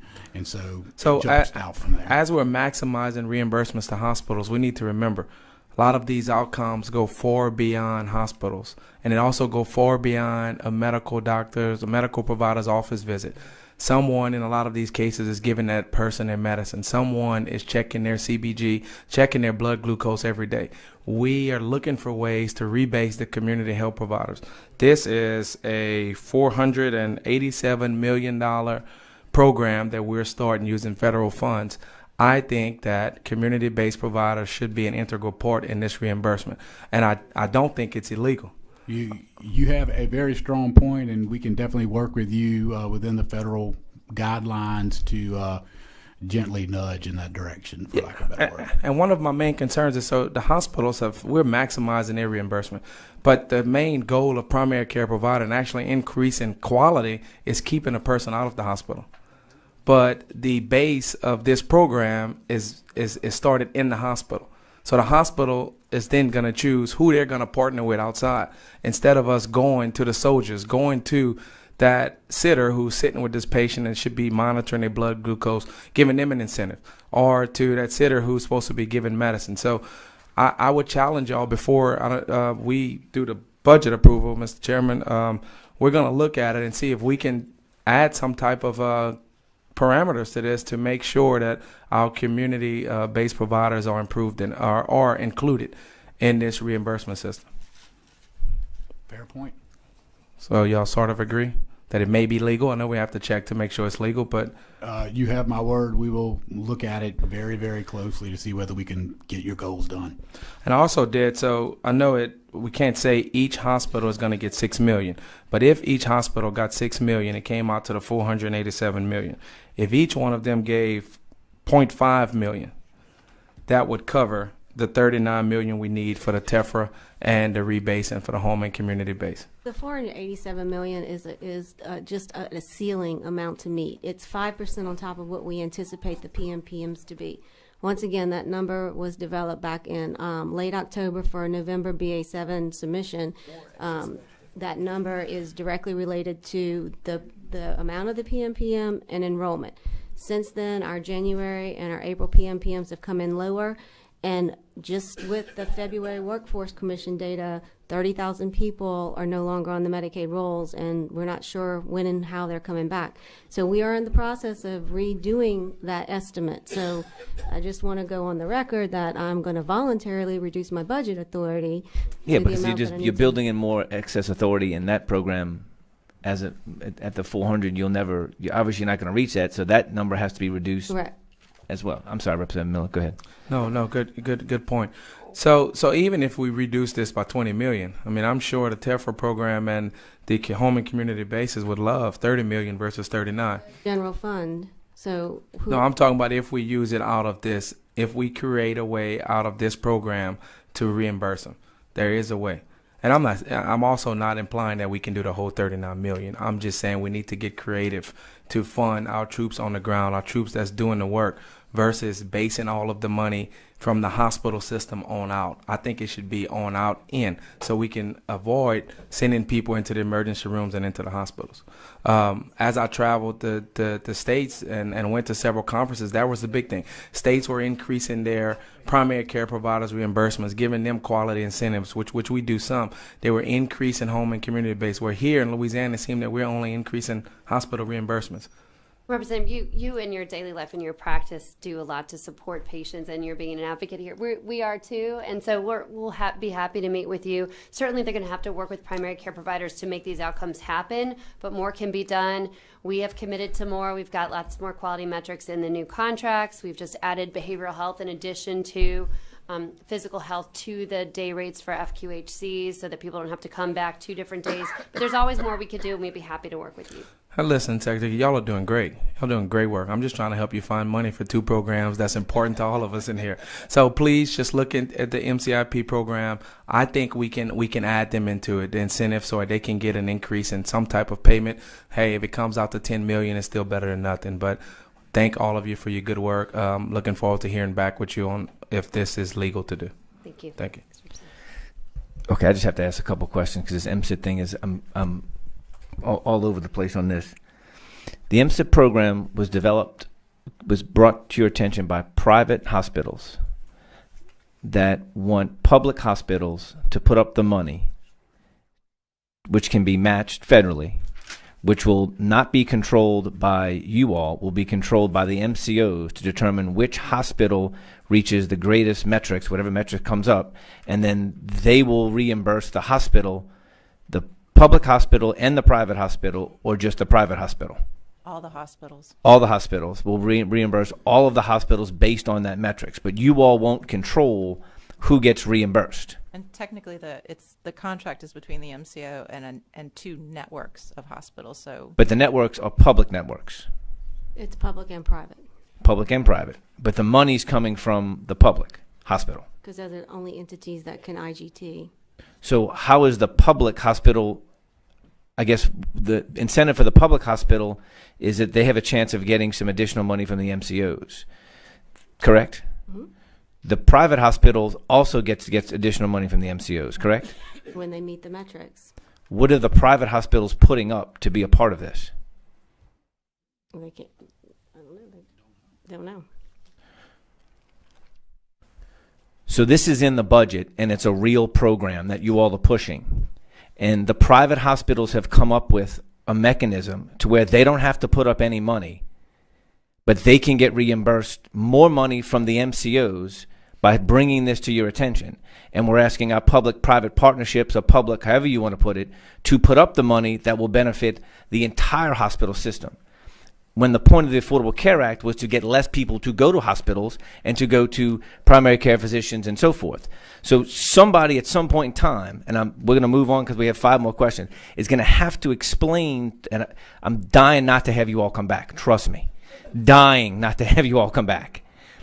But what I'm trying to figure out is we're asking our public hospitals, who everybody up here has one in their district, to put up their funds that will in turn benefit the private hospitals. It's that's kind of how the IGT system works today, but it's not every public hospital. It's only the public hospitals that are choosing to participate with these private hospitals in their network. But I guess my question is, do the private hospitals ever have to put up any money for this? So an example would be if, let's say, Oxshire wants to do a program on readmissions or ED utilization. That would require them to contract with Epic for certain system changes that would, or certain primary care networks to allow them on the readmission side to preclude patients from coming back, help them be healthier at home, and so on. So they're making an investment that will result in quality systems improvements at a private. So yes, the answer is yes. If and again, they don't get paid unless they meet the metric, but the metrics are not things that are happening now. So there would have to be investments or changes made by the entities to be able to achieve these goals. And I think it's important to note that the private hospitals could make in-kind contributions. For example, using the Epic example, those are extremely expensive systems. And so if a private entity chose to provide that system to other participating hospitals in the network, that may be their financial contribution. Well, and I get that. I'm just trying to work. Okay, we just got a lot of confusion on how that money flows up here. And then with Representative Miller's question, the fact that we seem to be the kind of person who came up with it but have little oversight over it is going to be a question that we're going to have to rewind, because the programs he's talking about are coming from both sides of the aisle. Representative Smith. I'm going to pass.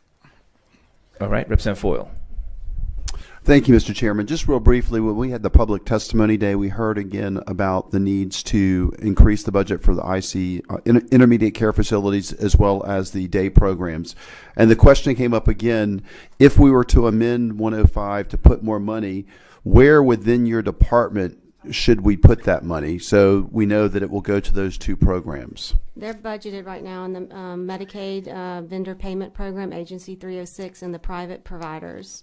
That's their 09-306 Medicaid vendor payments, private providers. So if we did put more money to both of those programs and we put it under that section, the money would go for those purposes. I what you're assume telling you me. would line item it as opposed to wrap it, and if you line item it and it's very specific with an additional appropriation, then yes. That's all I have. Thank you. Thank you, Mr. Chairman. Representative Amity. Thank you, Mr. Chair. Okay, I have several questions, and I've just been handed a report, so let me start from the beginning. Okay. Earlier in the conversation, we were talking about drug rebates, and I'm sure that you'll tell me that that's something required by CMS at the federal level. But because the federal government operates off of our tax dollars, too, I'd like to ask, why do we even have this rebate process? Because it allows for these companies to use taxpayer dollars interest-free and probably invest and earn interest until the time comes that they actually give us the rebate. Why not just set a price and pay that outright? So this is a great question, actually. So the United States has, thanks Representative Amity. So we have a very complex pharmaceutical pricing program. I think one of the things that was envisioned when the rebate program first began was that it would allow Medicare and then subsequently Medicaid to get a much better price.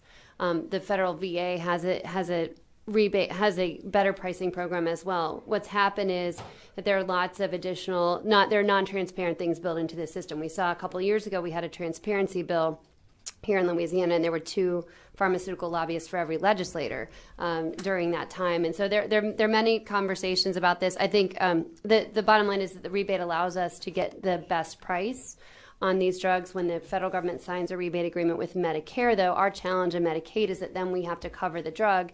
We get a rebate on top of that, and then we're able to negotiate our supplemental rebates. Usually we do that by being able to place our drug in a certain line on the formulary. So you can have preferred status if we get, or in other words, we'll be able to prescribe it more frequently if we get a better price. But that's not often a transparent process. So a lot of work needs to be done. And I agree with you that it's a problem. And it would be nice if we had a system where we knew what the price was. It was visible to the public and to policymakers. When I was the Medicaid medical director, I was not even allowed to see the price we were paying. Only the Secretary of Health could in our PBM. So you're bringing up an important issue. It's extremely complicated, and it's also complex because the transparency isn't there. You're not allowed to know what the supplemental rebates are. These are not publicly available data. The pharmaceutical companies are allowed to put whatever list price they want on a drug. So in other words, there was a $4 million drug that came out last year, and we're not allowed to negotiate that down at the outset. So you're bringing up an important issue, but one that we don't have a lot of control over because of federal policy.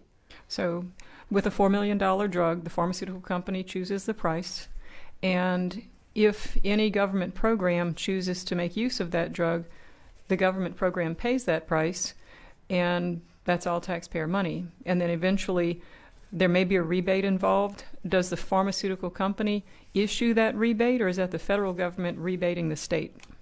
Yeah, so any FDA-approved drug that there is a signed rebate agreement between the manufacturer and the federal CMS, state Medicaid programs are obligated to make that drug payable. Because of the rebate agreement, we are guaranteed 23% off. That's the federal rebate, and then states can additionally negotiate state supplemental rebates. So the state invoices the manufacturer for both of those rebate amounts. So, you know, it sounds like a really amazing deal that a lot of other industries would love to have the opportunity to join in. Can you assure me that our congressional delegation is working on this? So Senator Cassidy and I have had many conversations about drug pricing. The governor and I have led many of the national discussions about this issue, including being the first state in the nation to come up with a whole new way of financing pharmaceuticals, or what we call the subscription model, which will be starting in July and will be aimed at dealing with the leading infectious disease killer in the state, which is hepatitis C. So we're leading the national charge. I'm often asked to speak on national panels on this issue, and we have come up with another way of financing, which is not a unit cost, but a bulk purchase price, which is what the state can afford. And so there definitely are many, many issues here, but there's no other industry arguably in this country that can say, you don't go buy a car and they say your car's $1 million and you have to buy it. And so this is a real problem, and one that certainly Senator Cassidy and other members of Congress are actively addressing. The Trump administration has been very proactive on this issue as well. Good. It sounds like something we can all join in and help. Next, who at the state level keeps a real-time pulse on the viability of access to care? Whose job is that to watch? Well, it's partly our job, and one of the reasons we created the Louisiana Medicaid expansion dashboard that we'll show you, and one of the reasons we have it by parish is so that you can get a sense of in your own district of what's happening. And so some opponents or some people that were doubting whether Medicaid expansion would be a good choice for our state said, well, who cares if you have a Medicaid card? Maybe people won't get services. And so we, as a health services researcher, I like to use data to make decisions and to look at what we're doing. And so we have a dashboard that on a monthly basis tells you what's happened. And it's 60,000+ people got mammograms. People, over 100,000 have gotten, and we talked earlier about mental health, which is a huge challenge for our state, but over 100,000 people have gotten addiction service or mental health treatment. So we're actively evaluating that on our dashboard. We also work with our managed care organization who have network adequacy measures that they meet to ensure that patients don't have to wait too long for service. In certain areas, we still have many challenges, but the department, along with certainly others who are interested, would be our private sector, Blue Cross Blue Shield, and others, to make sure that we have access. But the Medicaid expansion, how we dashboard that is through the Medicaid expansion dashboard. And does that include pharmacies? access to That- prescriptions? That does not. Okay, who would track that? So we track it through a variety of means. We have it on our fee-for-service side, but we also have a number of tools that we use to monitor network adequacy for our managed care enrollees. So that looks at the number of providers we have per enrollee and whether or not they're adequate. We have contract standards around that. Okay, so if I'm concerned about pharmacies in my district that are closing due to certain practices, I can contact you? Yes. And you'll have data? Yes. Okay, thank you. And let me see. Again, about pharmacies, are you aware that Medicaid PBMs are still using clawbacks under the term effective rates, which are being applied, and it takes money from pharmacies at a later undetermined date? I would have to look into that. I'm not aware of that particular. Okay, can I get with you and No, we'll talk about Medicare that does, in but yes. another week or two? Sure. Okay, good. Next. Okay, in 2017, you were tracking and had numbers for us about the numbers of people who were paying for insurance coverage, but who, because of Medicaid expansion, opted for Medicaid. Do you still track those numbers? Yes, and actually I think we provided to the committee a copy of a report that we had LSU do recently. Okay, So, was that this one? Yes. That's the one I was just handed right before Yes, I got my exactly. turn. Okay. So if you look at I'll point you to page 4 of the report, you can see that we compared 2015 and 2017. So we saw a 21.1% reduction in the number of uninsured between those, kind of the before and after snapshot. Likewise, a 25.8% increase in Medicaid coverage. And the two numbers that I would draw your attention to relative to crowd out would be the employer and former employer. So if you sum those two, so what we saw was a 0.5% decrease in employer-sponsored insurance and a 1.9% decrease in former employer-sponsored insurance, the latter being COBRA, right? So the other finding that I thought, so that's consistent with the numbers that we were sharing earlier. We were giving numbers in the 2% range, and so we were happy to have this validated independently. The other thing that we thought was interesting was the finding that we've actually got more dual coverage. So more people have, even though there's been an increase in Medicaid coverage, an increased percentage of people are actually keeping their private insurance. There are some types of Medicaid eligibility that require you to be uninsured, but expansion is not one of those. So in those instances where we've now got dual coverage between Medicaid and a second type of coverage, it was 4% and now it's 10. So that's a significant number for us because we're always the payer of last resort. So as long as there's somebody ahead of us, that's good for us. Okay, so someone who has dual coverage would first have their private insurance cover as much as possible, That's right. and then anything left remaining may fall to Medicaid. That's right. Okay, thank you. That's all, Mr. Chair. Representative McFarland. Representative Ahmed, you may have beat me to one of my questions. I have consistently asked about crowd out because as I sit here, I continue to go back to 2015 when the original proposal by, at that time, Representative Edwards, our governor today, in his original proposal, the fiscal note identified a substantial amount, much larger than 2% of crowd out. And I just can't understand how we were that far off on the mark. Now, I'm glad that we finally did identify 10%. Jen didn't just say 10%, it was 2.4. Well, no, she said 10. I thought she said 10% of dual coverage. That's different. So that's to say that there are, previous to expansion, we had 4% of our population that had Medicaid and another form of coverage, and now it's up to 10%. So that's the difference. But the overall number she gave was 2.4% for what would be considered traditional crowd out, i.e. someone leaves private insurance and goes on to Medicaid. Okay. And there could be a number of reasons for that. They could lose their jobs, or they could qualify for Medicaid and just, because if you make minimum wage in Louisiana, you qualify for Medicaid, even full-time working. And if you look at page 4 of that report, that 2.4 is a sum of both the employer and the former employer numbers. And so the what you would think of employer-sponsored insurance is down 0.5%, but what's down more is the 1.9%, and that's your COBRA coverage. So again, if I've paid COBRA before, if you have, it's real expensive. You're going to choose Medicaid over that anytime you can.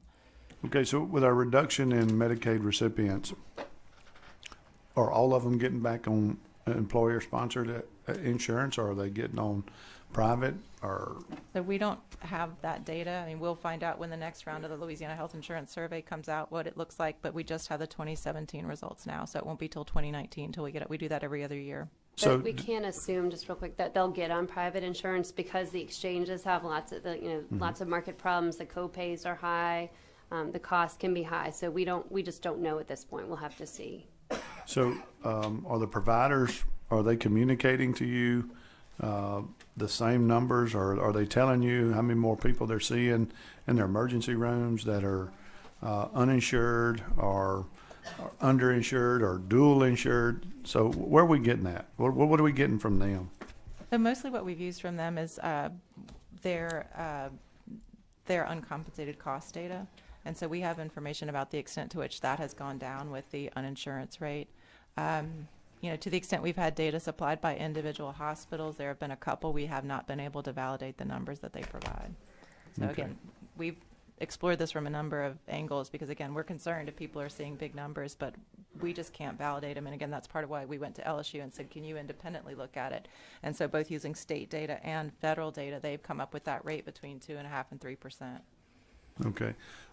Ms. Reeves, so earlier today you and I had a conversation, and we were discussing some of the numbers that I had requested at the last hearing as far as the 4% across the board reduction in public-private partnerships.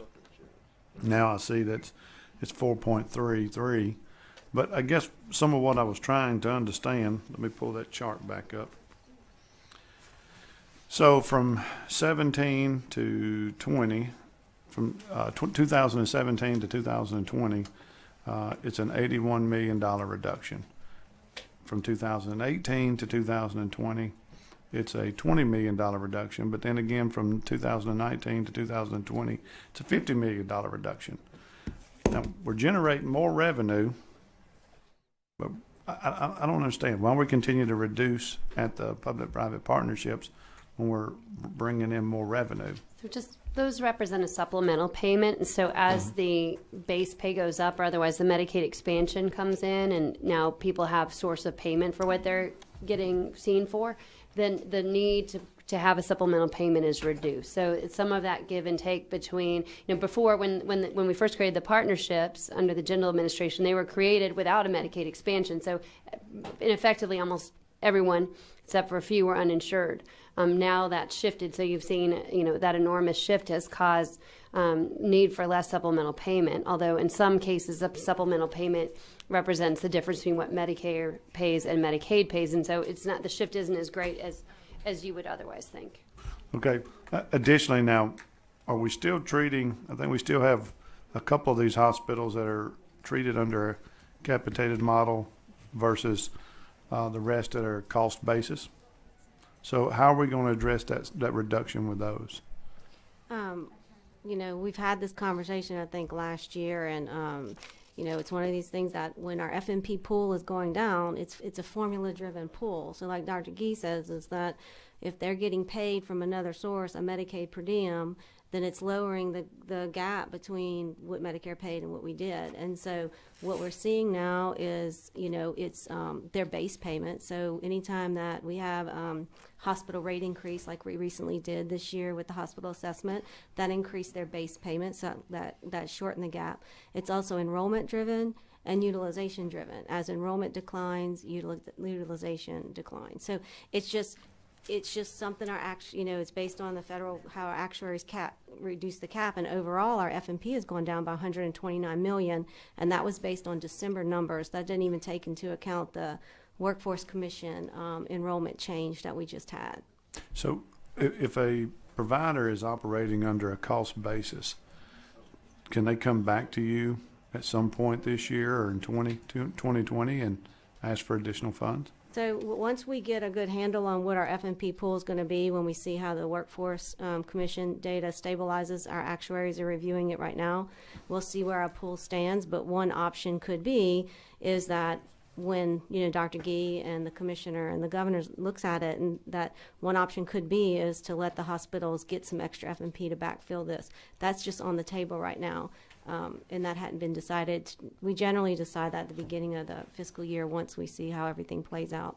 Okay, but will that also apply to those hospitals that are operating under a capitated model? It would apply to all the public-private partners. Okay, so we're not going to treat them any differently? Okay. I wouldn't think so. Okay. Thank you, Mr. Chairman. All right, Representative Bacala. Just short questions because we're limited.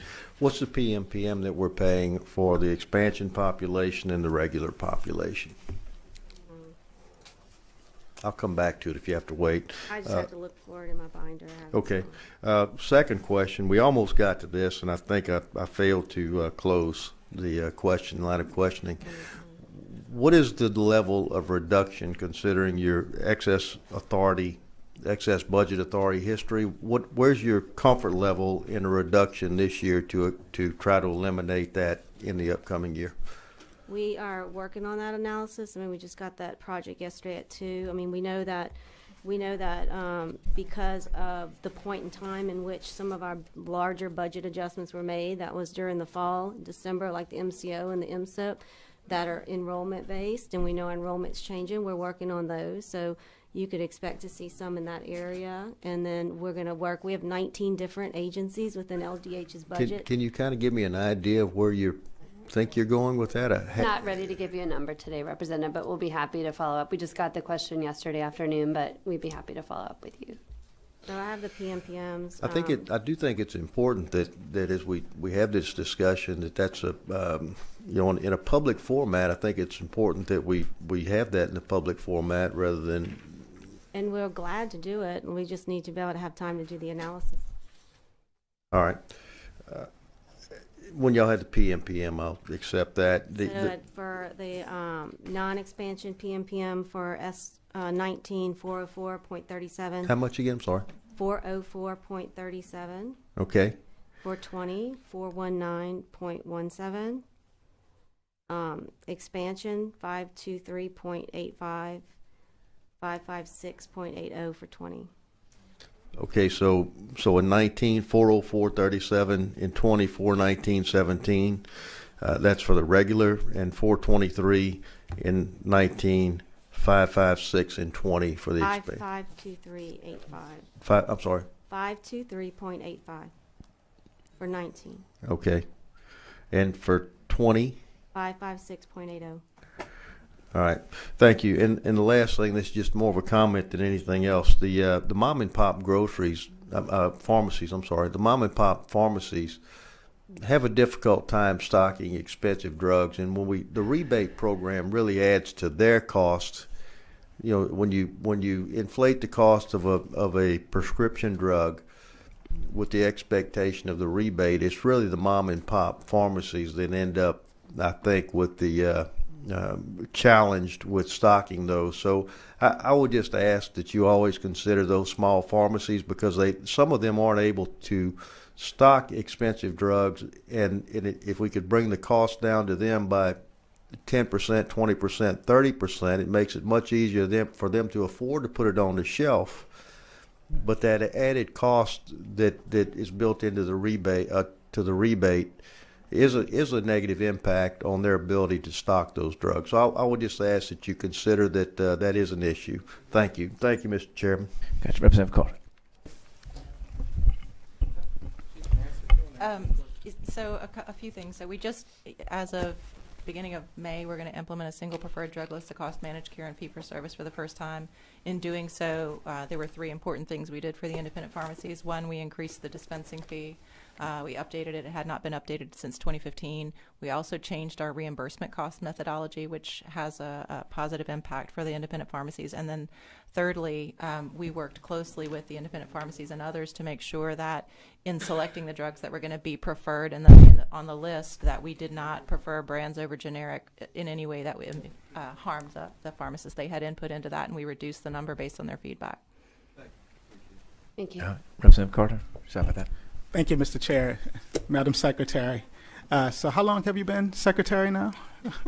Since January of 16. And how many additional people are now receiving health care in Louisiana under your leadership and our governor's leadership? Approximately 500,000.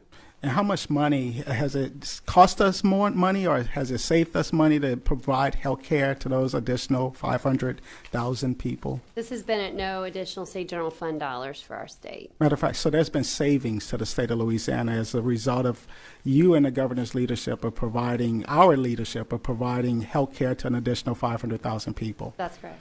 And so what are you doing to make sure that now that you're providing health care to an additional 500,000 people in the state of Louisiana, to make sure that we're guarding against waste, fraud, and abuse? Yeah, I mean, I think we went over the handout earlier that should be in front of you. So not to berate the point, but we've We're done high a lot. level We're and nationally explain it. recognized as top performers. We've added additional capacity. We started a recipient fraud unit. We've increased our staff. We've increased managed care staff. We've improved our ratios and of course our new eligibility system that is the largest single improvement to a Medicaid system in the program's history. So we have done a lot. And please know that we do not take waste, fraud, and abuse lightly. Do you? Absolutely not. Does this governor, from everything you've seen, So this governor has done more to fight fraud, waste, and abuse, as well as increase access to health care than any governor, arguably, in the state's history. So he's committed to both, and he makes that very clear. Well, listen, thank y'all for y'all good work. Thank you, Mr. Chair. Thank you. Okay, the 500,000 people that you said, they were receiving absolutely no assistance whatsoever? Zero? Well, Representative, what would happen is what I would see in my clinic. A woman would come in. You'd go when you're really sick. You've got a fungating breast mass. You've got you can't breathe because your emphysema is so bad. You've got advanced colon cancer, so you go to an ER. And that's what we had before, and that's why we've been traditionally at the very bottom of all the bad lists, is because that's what we did, is we waited. Now we're seeing people before. We're diagnosing hundreds of women with breast cancer. We're picking up things earlier. So we're getting ahead of the game. No, the point was that they were still getting services. They were just waiting till they got to the hospital to receive the services instead of their primary physician. They were going to emergency rooms. Emergency rooms. Yeah, which is not ideal. No, and that's kind of the point that we're talking about this MSIP thing, where you put more money to the hospitals where we really don't want them to go anyway. But we'll work on that later. We're trying to prevent them from coming back. So, I'm with you. I'm still not sure about that program. We run all of LDH on Excel spreadsheets, correct? No, we do not run all. Okay, the accounting system is on Excel spreadsheets? No. The accounting system doesn't track means of financing. It tracks expenditures. So we reconcile the means of financing using an Excel database that tracks that. And who makes that determination? We have about 14 accountants that do the what we call statement of expenditures each month, and then we have a handful of accountants that do the CMS 64. It's all done in our accounting division. They can track whether it's a state general fund dollar or a fee or a federal? Yeah, everything is estimated. I mean, we also we have federal cost allocation principles they have to follow. So literally you buy, whether we pay a salary, pay a provider, pay a contractor, buy a box of pencils, we eventually have to reconcile, depending on what agency it came from, depending on what revenue source, how do we match the revenue, and then how do we cost allocate it following the federal principles? It's just, I guess it's breathtaking that they do that at the beginning of the year, the end of the year, or all year long. All year long. I would like a greater explanation of that, not today. In one of the Bacala questions, I think he asked that. It's just that you have excess spending authority of $842 million, yet only 901 of state general fund is left over of your 2.4 billion. So what I wouldn't want to see happening is that they're spending all the state general fund dollars first, which we accepted last meeting that you all do sometimes when the money comes in. But then if you spend all your state general fund, you're left with fees and self-generated. You still have to pay bills. But we're not reverting any of that, in essence, changing that back to the state general fund dollars. In essence, if you borrowed state general fund dollars to pay a bill, which you might have to do just because you got to pay the bill. Well, and part of it is that we have a small part of state general fund dollars. That's what's available at the beginning of the year. You have $2.4 billion of state general fund dollars. Of the 15 billion that we have. That's the cash that's available at the beginning of the year. Most of our statutory dedications, premium tax, comes in later. Fees, comes in later. And then we have the whole reconciling the different federal fiscal years. So yes, there are estimates and they do the best they can to match up, but on in our cash I don't know the official title, I'll call it cash management policy, but I don't think that's right. When we do our statement of expenditures at the end of the month, our policy does say to use general fund last. Just the nature of the way the time. But if you don't have it, you can't.